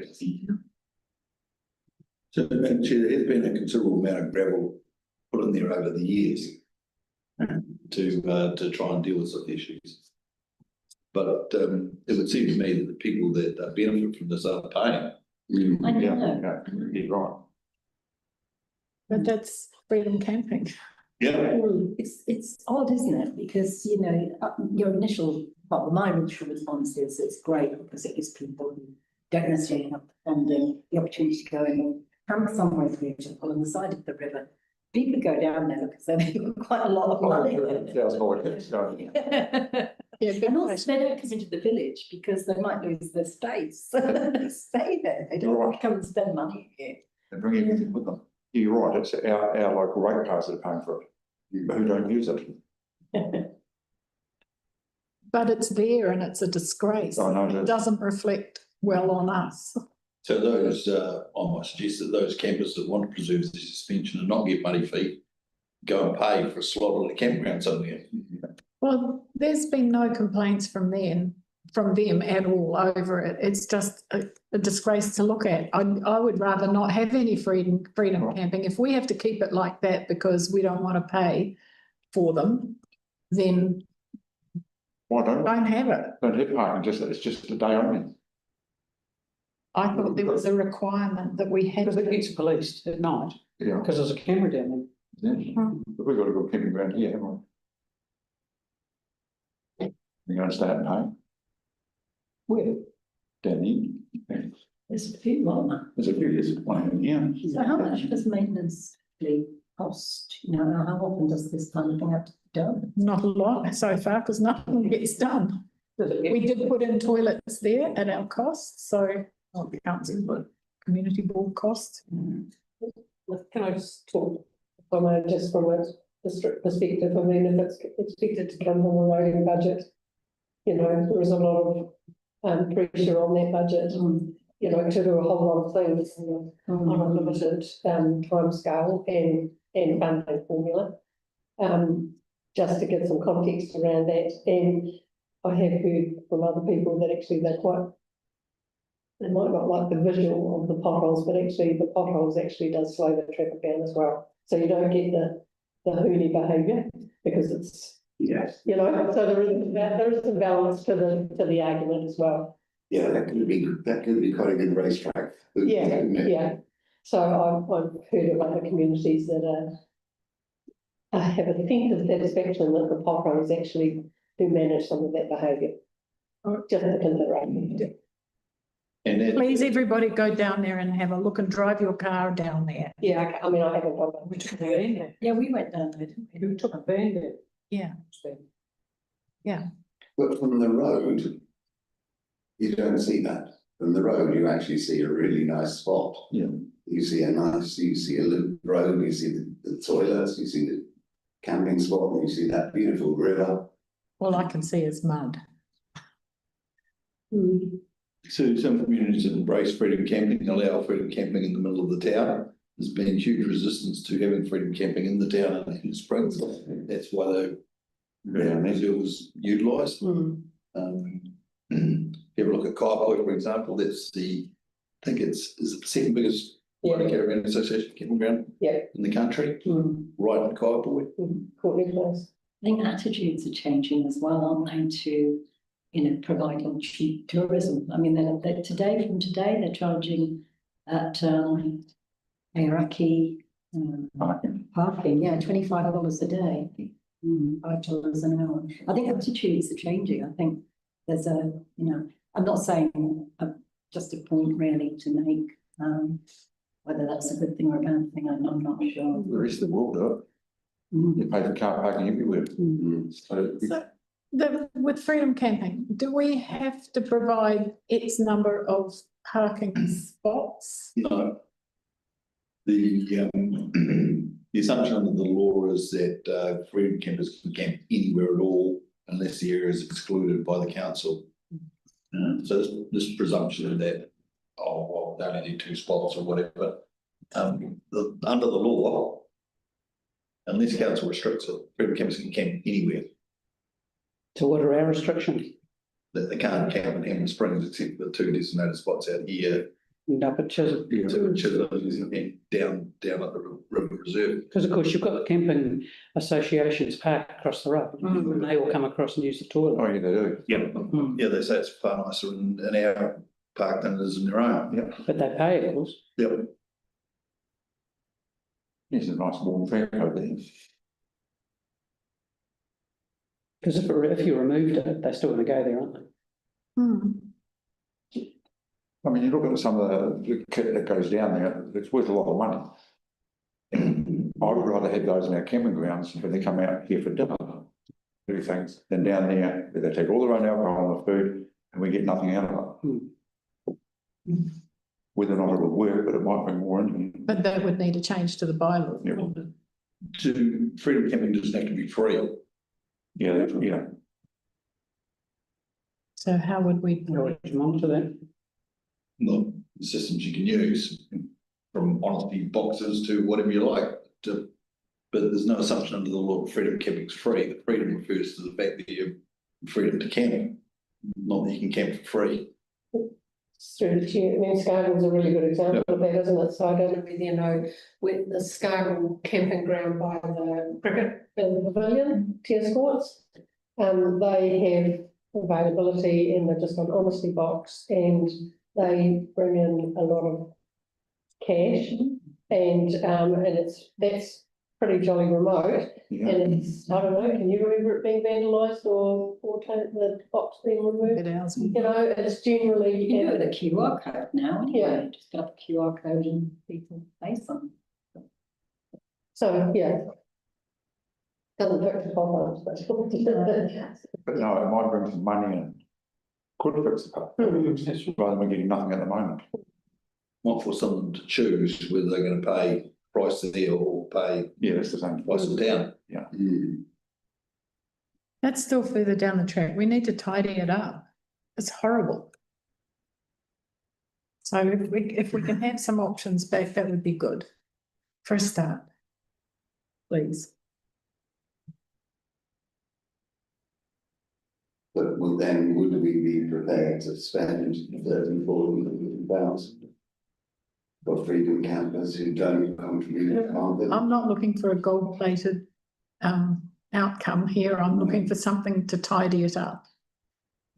In the meantime, I suppose if it was tidier, you could then legitimise, you know, asking for donations. Certainly couldn't ask for it at the moment. Yes. So, yep, okay, we're agreed. We're going to ask for some options. Yeah. Don't have to be gold-plated. Okay, that Hanmer Springs Hall roof, that's also been like the lighting moved forward from last year and not a lot's happened, so it would be good to have some feedback on that, please. Too. What's happening with the roof repair and the painting. So that's 7 and 8. Number 9. So we look at that when the storm damage has been sorted, when we are in a better position to be able to do anything up there. Okay. So we're probably in that position now to start having a look at it. Yeah, Chris? Probably are, aren't we? So we'll let them know that when they can produce something for us, then we would like to. But we were going to look first. I think we were going to actually look on the ground because Chris knows that area as well as anyone. Yeah, I do. Gavin Martin and Martin Brown. Oh, so that's that. Okay. Yeah. I'll do it tomorrow morning. I'm going up tomorrow morning. It was just a thought. Good for me. Okay, well, you have to think about it. Number 10. Oh, yes, we're on the job. Number 11, beautification of the area outside Four Square. There's no update on that. I haven't been able to get hold of them. They are very busy people. Yeah. And the Village Green concept, we can't do any more about that until we know the exact costs of the signs. By the sound of things, that there is no big site. They're not going for the big site. You know, they're going for the It sounds finger signs in the Village Green, and then more detailed signs at Lucas Lane, the Dock Hut, and third I place. think we're going to put one up the top, aren't we? but Mary talked about a figure of 10,000 this morning. But they've got the money. The money's they've already got money for that, so we don't need to worry about So it. we can start looking at a concept for the Village Green. so what are we pointing at? Back access, rather than having one big sign, Right. put one down there and one that end. I'll probably stick one so that people don't get lost somewhere near the top or at the back of Chronicle Hill. Now, how many times I come across people that don't know where they are? Okay, so nothing else on the action sheet? Annual review items? Oh, sorry. That's right. No, no, sorry, my mistake, Madam Chair. Okay. Page 44, so Hanmer Springs severe weather closure protocol. So that's next due out in June. Oh, that was June 25, so I guess it's June following year. Inventory of council. Just to interrupt, just to make someone needs to make sure that the correct phone numbers are on there now, because you, Alice, will be making some of those decisions about closing the forest or what have you. Then make sure that your name and phone number are on there as opposed to Mary's. Okay, so who holds that document? I'm not sure me, but I can make sure those updates are carried through. Thank you.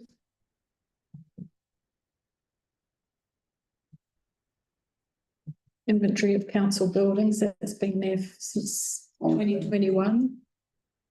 Nothing more to report. In terms of our buildings.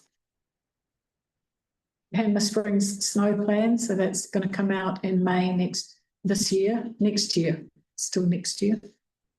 2026.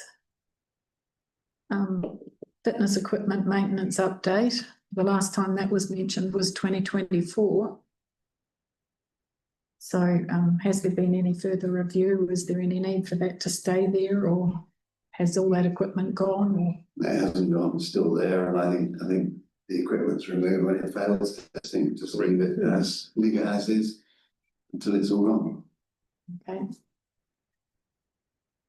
Conical Hill Ramp, that's something that Chris does. We'll photograph it each year to see how the retaining wall stands. Long-term matters on page 45. So this is for everyone who's new, things that we probably want to talk about when we start looking at the long-term plan. So we indicated that the medical centre and doctor's house maybe looking at the targeted amenity rate and perhaps increase it to pay off that debt faster.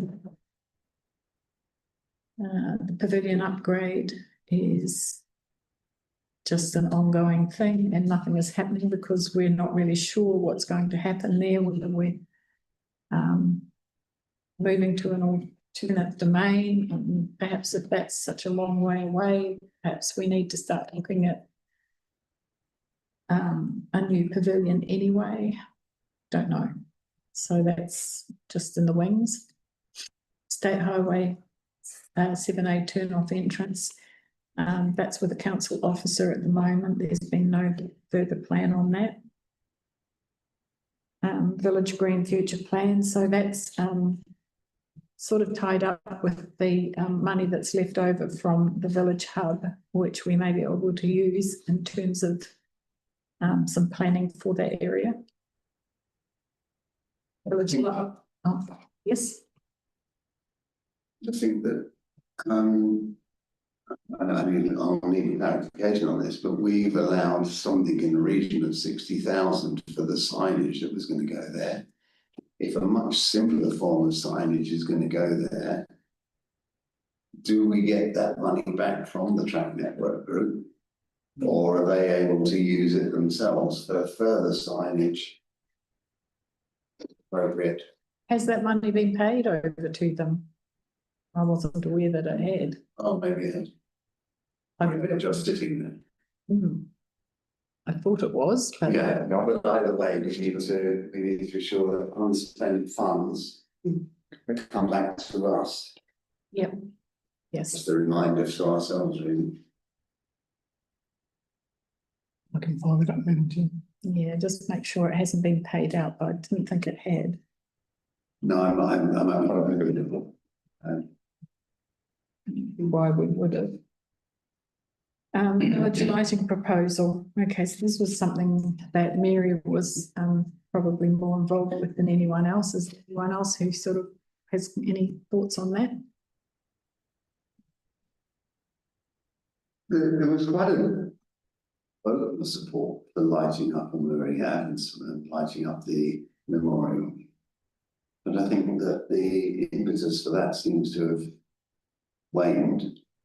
I don't think there's an awful lot going on there at the moment. I think we would want to support it probably if it were to be resurrected. Do you think, oh, But no, I was just going to say, I think a lot of people realise that you just have to go over Transvalley Road into Dick's Pass and you've got dark skies. Mm. And if you can find back all you like and you see nothing. I don't think we can create it from the village. No, why would you when you just got Yeah. 10-minute drive? Yeah. But, you know, things like lighting the war memorial and so on, we could add that to that list of items on that 150-year celebration. Some of that lighting of the Mary Avenue and lighting of the cenotaph, adding it to that. Yes, it's the next. Yeah. Which are all ideas at this stage. So and once we get a group going, we can work out what we might do, what it might cost. And yeah, and the thing seems very rigid to come off there because we've agreed to Yep, give that money over. yes, And we got cenotaph upgrade in there as well, so. we have. And and we've got the avenue upgrade and lighting, so we don't need to change either. Okay, number 10, accessible playground equipment. They started that groundwork.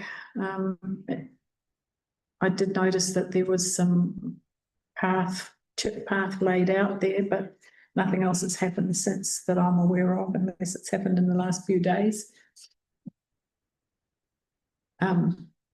Township upgrade debt. As Jason mentioned, we've got this great debt that we want to move as fast as we can, and we want to be sure that we stick to some kind of budget that at the end of the 10 years, we are going to be free of at least the old debt. We might have new projects, but free of some of that old debt. Alex, can I just ask a question there? It's through you to Hamish and Mari. If our rates are capped by the central government, that presumably will have impact on the community board as well. Yeah. Yep. Further back in our minutes, we've got that we were going to increase the targeted rate to reduce that, assuming that those policies go through and that we are capped. Now would be the time to increase those rates. That's right. Before any cap comes in, particularly as our ambition is we're not borrowing to fund anything, we're borrowing to reduce our debt. So if we were going to do that, now we're at the next LTV. Next couple of years. Yeah. Yeah, still a bit more aggressive in the next 2 years. So we probably want to make that comment there too. On that number 11, that we want to look at that Instead of finding ways in the next round. after. Yeah, we will reduce that as soon as possible within the constraints that there are. Yeah, that's it. Perfect. Number 12, Mary Avenue seating and footpaths. So, you know, there was some discussion back in November 24 that they were going to put harder wearing grass. I did take the liberty of talking to people who were involved in the community board back then. And that has been tried in the past. I know it got raked up again at a meeting I wasn't here at, but they have tried putting that harder wearing grass in and it does not work. And I have to say that that was confirmed by someone on the maintenance team as well. It doesn't work. So we are still looking at paths and seats. But that's something that we've got no funding for, so it'll have to be an LTP discussion. But I would like that noted that hardware and grass has been tried in the past and it didn't work.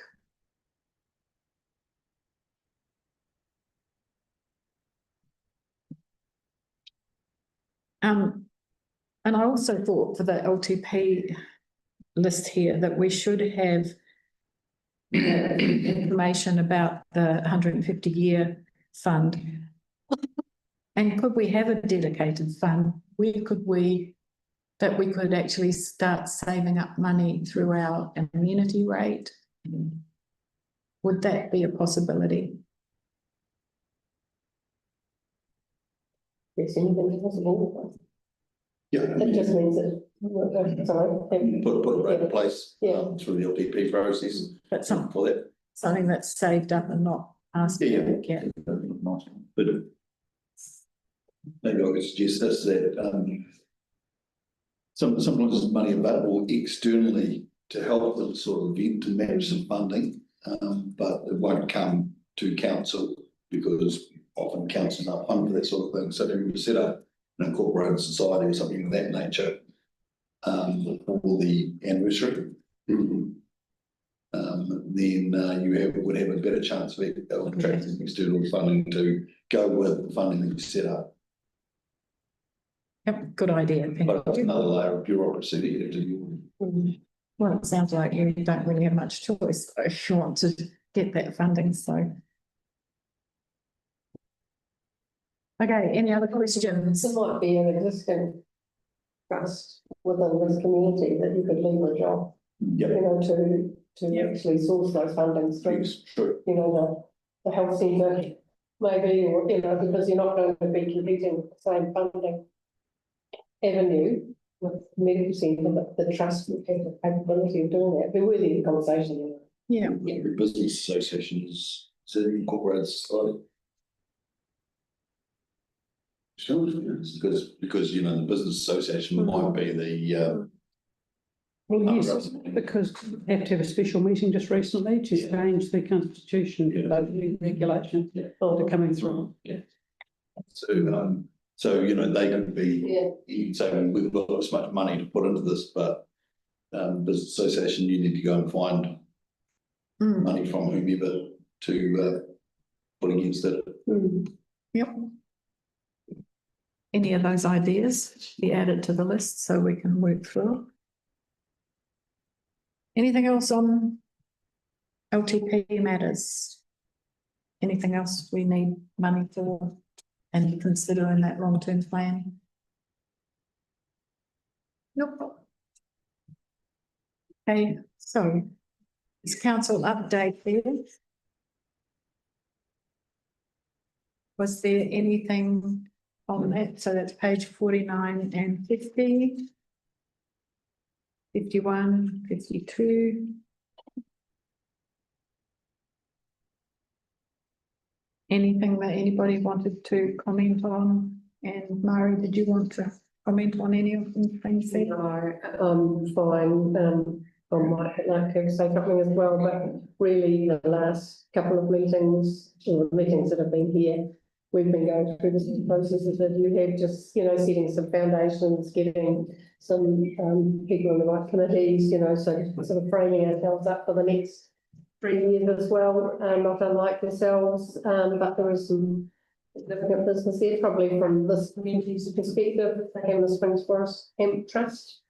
The council supported a loan of $130,000 to enable the trust to get connected to the water supply, and that was on the back of the their own supply and the children that were visiting the gastro bank. So that was seen as an enabler for the trust to continue in the recreational and educational capacity that it's useful for a number of years. So that was pretty well supported, wasn't it, Tom, that loan to enable that to happen. But the rest happy to take it with, unless Tom's got anything else to add. The council don't let you be place, we'll look at these plans for the future and I think there's a lot of confidence around that table at the moment for a good triennium. Okay.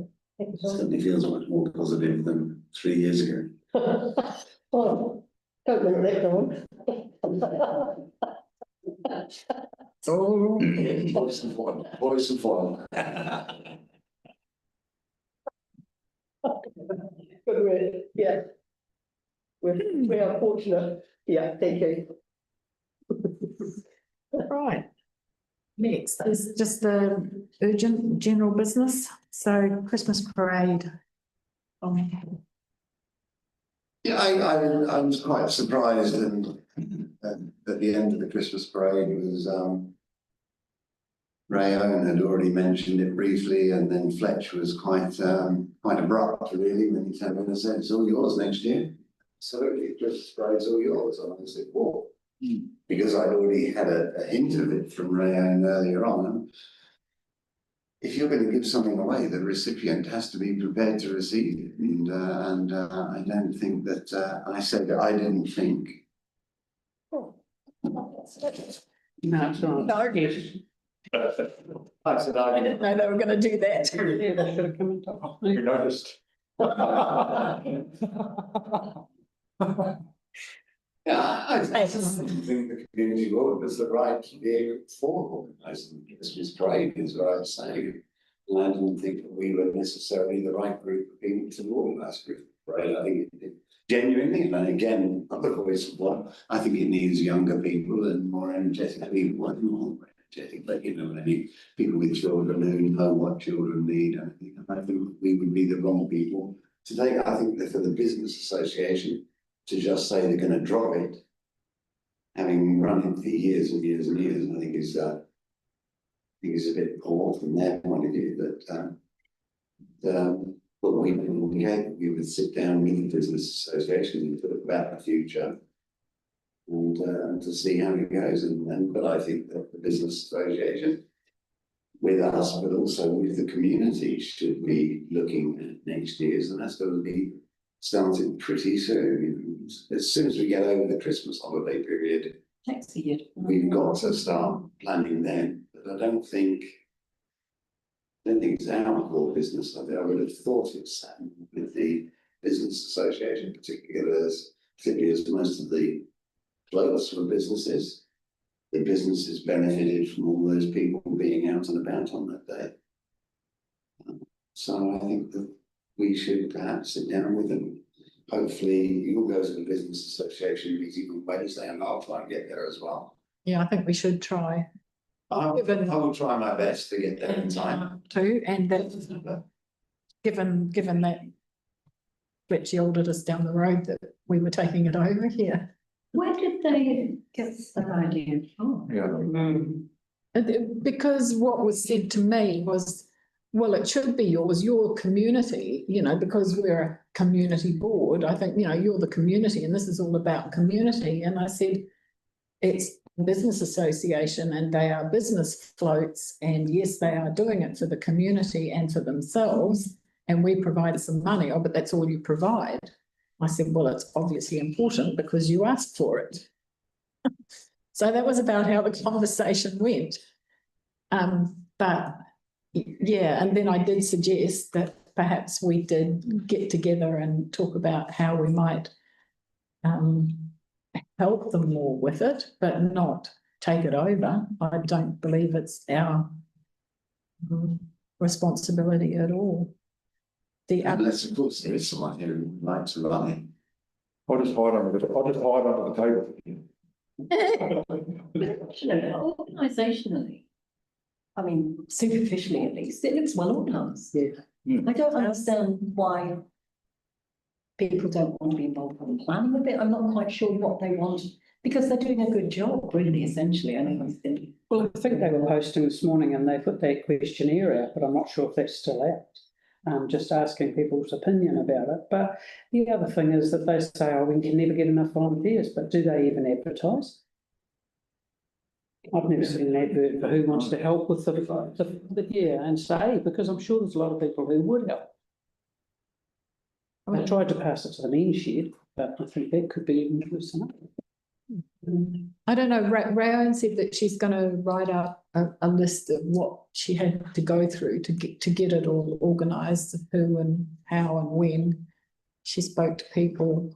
So that might help people decide what they're going to do. The other event that is in the offing now, well, it may or may not be, I don't know, but is the Anzac Parade. That's always been run in the past by Graham Abbott. So I'm not sure, we probably need to have a chat and find out what's happening there too. Hasn't Fletch taken that over?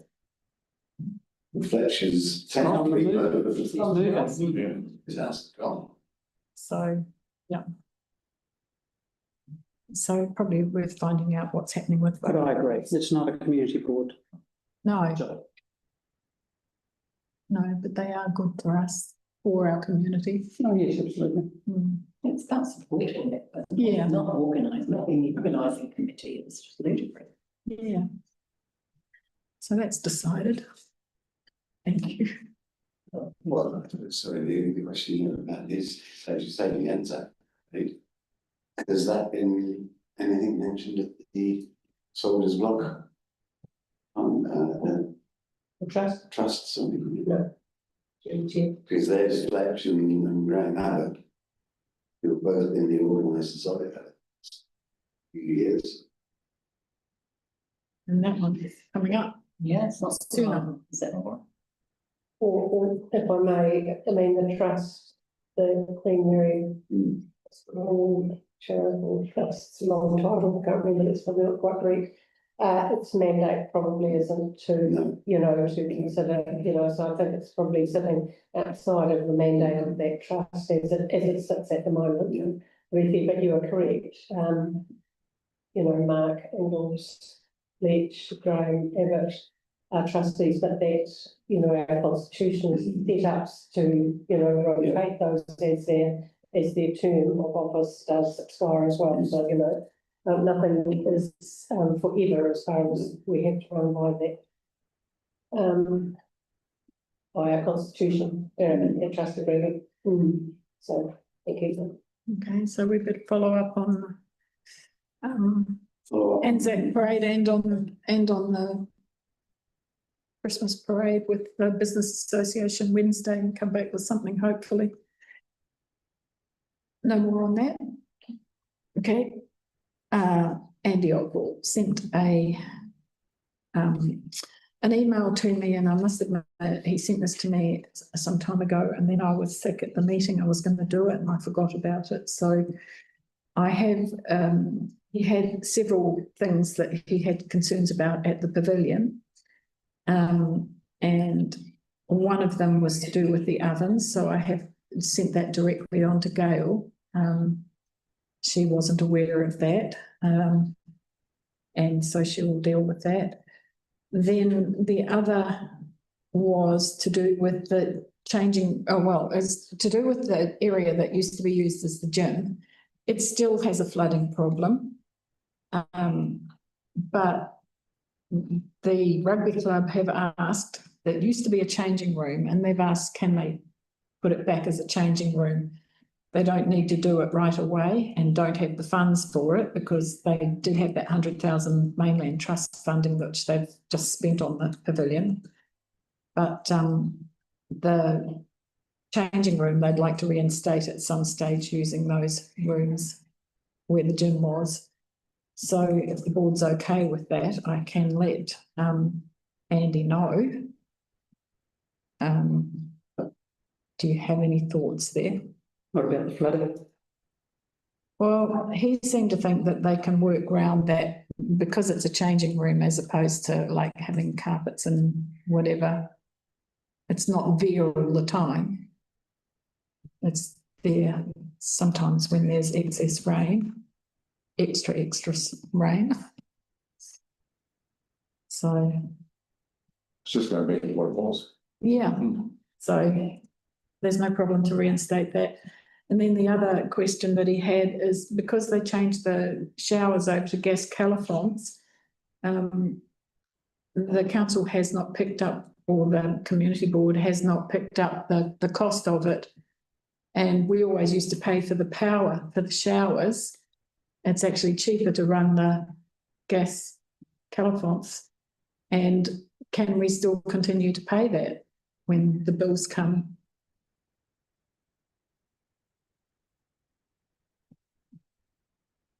Does the hire of the pavilion cover it? Well, they do pay for the use of it, the rugby club. It's cheaper than we're paying now. But But yeah, no, it just didn't make sense to me. I don't know why it didn't just automatically transfer over, but he said it didn't. does that need a motion? Because we are actually spending money. We are spending money. Yeah, I guess it fell off the back somewhere and we're just reinstating that cost.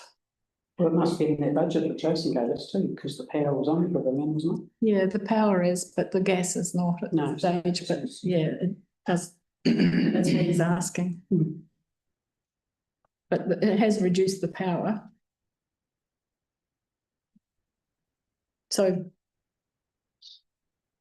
okay, you're moving that the community board pays for the gas. During the rugby season, Yeah, true. rather than all year when people come and use it and share and triples the amount. Who's using it? I don't know. Yeah, yeah, I don't know. I don't know if they do or not. I can't imagine that they would. So you're really just replacing the cylinders, aren't you? You're paying for the replace of the cylinders. Well, we installed, it was the showers ran off electricity and now they're running off gas, and it's just who pays for the gas, which is only being used when they are actually using Home games, the training. changing rooms. So you move that, somebody second, Absolutely. Anne. Thank you. So I put that motion, all in favour, aye, and against, carried. We don't need to have a motion in regards to the change room, do we? If we can just resolve that they can reinstate the changing rooms. Brilliant.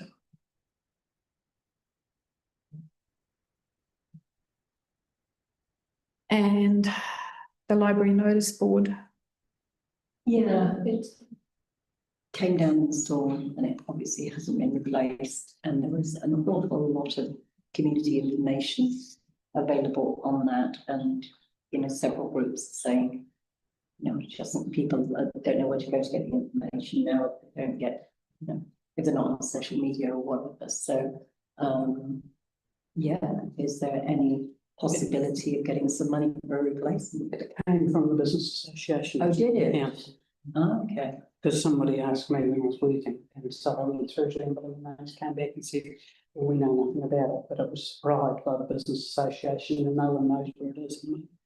Because it was supposed to be pushed up against one of the walls, so I looked around and couldn't find it. But No, I business gather it was pretty badly broken. Yeah, I don't know whether it's So the business association paid for it, yes, Yeah. so it's. you could ask one Wednesday. There were some people who were quite pleased to see the back of it, but all the front, whichever. Why didn't they make it? Because it got in a bit of a dilapidated state Yeah. and hadn't been looked after, and so there was a bit of comment about that at the time too. But I could pass that on to the business association on there. Yeah, and if they turn this down, then we'll have to look at other ways of funding it ourselves. Maybe that might be a better way of doing it. But there is a point that, not everybody uses online communication, and it's nice to have something that you can just hook up to and look at. So. And it did actually look quite good when they had any of the plays on for displaying the There is a notice for advertising. Used to be. Is there room on the windows out front? Or putting more documents that you can move quicker? I mean, if you've got to walk, you can't read it when you're driving past it. No, you can't. So you've got to walk, so what's next to that 30 metres to have a front of the library, it's the same things on it. Just a thought. I don't like signs everywhere. I'll find out what the Business Association think first. You can Okay. get electronic signing. That might be better. If it's any help, Madam Chair, there's been some work done by MLNZ to consider. It may not be what they choose in the end, but going into the Waimakariri, when you're going into Rangi Ora, what's on? And it's got 2 poles and a sign, yay big. And you can put the poster on and take it off again, but it needs to be managed so that make sure it's always tidy, so there's sort of a booking system. But there has been some work done in the Hanmer area about that type of sign, the same as what's going on Woody Road going into Rangi Ora. So it's on the road reserve. 2 poles, do you know what I mean? Yeah, and it's just got what's happening, Waimakariri events or something like that. It might have a business association logo at the bottom. So there are some options if you are keen to look at something different, if it's completely mounted, like what you say. Well, it seems to have disappeared completely. Right, okay. And the cost for that actually wasn't, it was quite reasonable for what we got from it. Not around the side of the building, is it? No, I've looked around again. Yeah, that's where it got put to start. Yeah, I put it in from the road. Yeah, no, it's not there, that. Yeah, you and Barry moved. Yeah, we moved it. You. That's it gone, Yeah, Yeah, but you moved it, we just moved it around the around the corner, corner. and then someone's taken it from there. Yeah. It's locked it. got it up in their back, yeah. Yeah. Okay. And, okay, roadworks, that was my one. We've just had these roadworks done out the front here, on the corner of Jolly's Pass Road and Conical Hill. And we had asphalted concrete on the road there, and it's now been patched with chip seal. And I'm just wondering why it isn't patched with the same surface as what's already there, because it's pretty horrible. And in the past, the whole reason that the type of seal that is there was like that was because the council agreed that we had a huge problem in the summer. It gets so hot that the tar all comes through, and the tar was being traipsed everywhere. It was going into the pools, it was going into the shops, it was going up and down the road. And so that resurfacing was done along Amiri Avenue outside the pools and in the centre part of town. And so now I can't understand why our patches are chip seal instead of the same surface that's there. So could we have some explanation of that and perhaps rectify it? I know that I'm talking costly, something costly, but it's horrible and it's making a mess. So is the tar being transported into places now? It's just been done, it happened right on that wind weekend. But it's chipped now, Yeah, so if you go on just straight outside, you can see it's just this big patch of chip seal.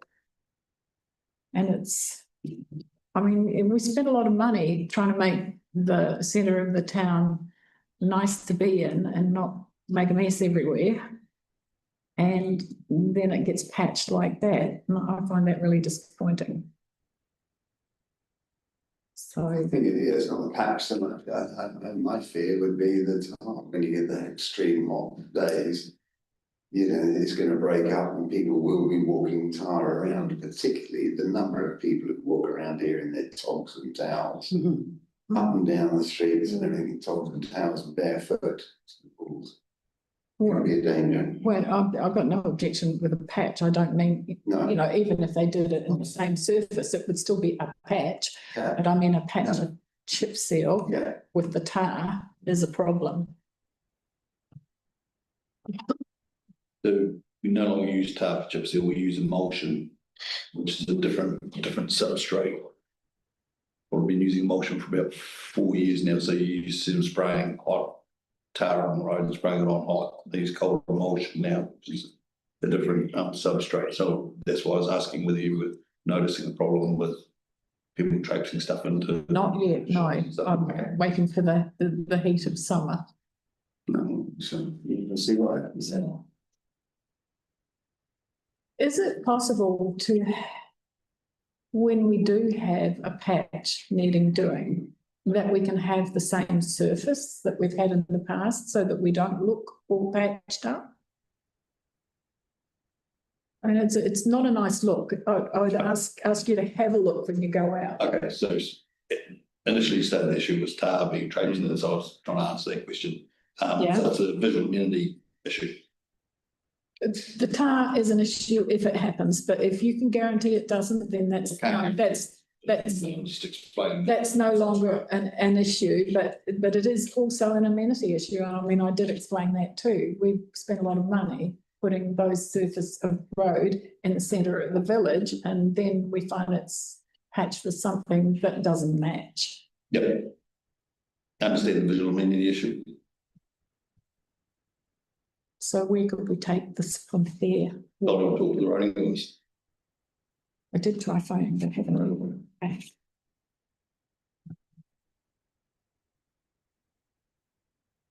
So do I phone or do we ask for a review? It's just sitting there. Oh, sorry, I didn't hear that. Thank you. Okay, nothing else? Nobody has any other, delegations. What were we going to do about this meeting? Have we got a date or an idea? I have had a quick conversation with Jeff Shear, and his thought was somewhere like Waikari and maybe February sometime. That's what I've discussed. That's as far as we've got. Yeah. Yep. So, Madam Chair, we'll try and find a date, circulate an email and see if we can find something. Thank you. Colvin's pretty much halfway. He sounded keener on Waikari, but Needs to be on Monday. Oh, it's nicer. I'm happy with Colvin. So it's like, Although to be fair, when I spoke at the Lions meeting at the Star and Garter, isn't it, at Waikari? For meat eaters, the food was fantastic, and nice place to live. But they have got a room there that suit. Yep, they have Star and Garter's good. It's good Thai food. Look, I don't mind it. Whatever works for everybody. So, well, in a minute, when we have, Lorna will end for us. Does anybody else want to read it? Is it in English? It is in English. I'll read it in Japan. You do it. in English. Ka mutu mātu mahi mō tēnei wā, manakitia mai mā kotia o mātu hoa, o mātu whānau, ai o ki te irangi. Our work is finished for the moment. Blessing upon us all, our friends, our family. Peace to the universe. Cool. Thank you. Done.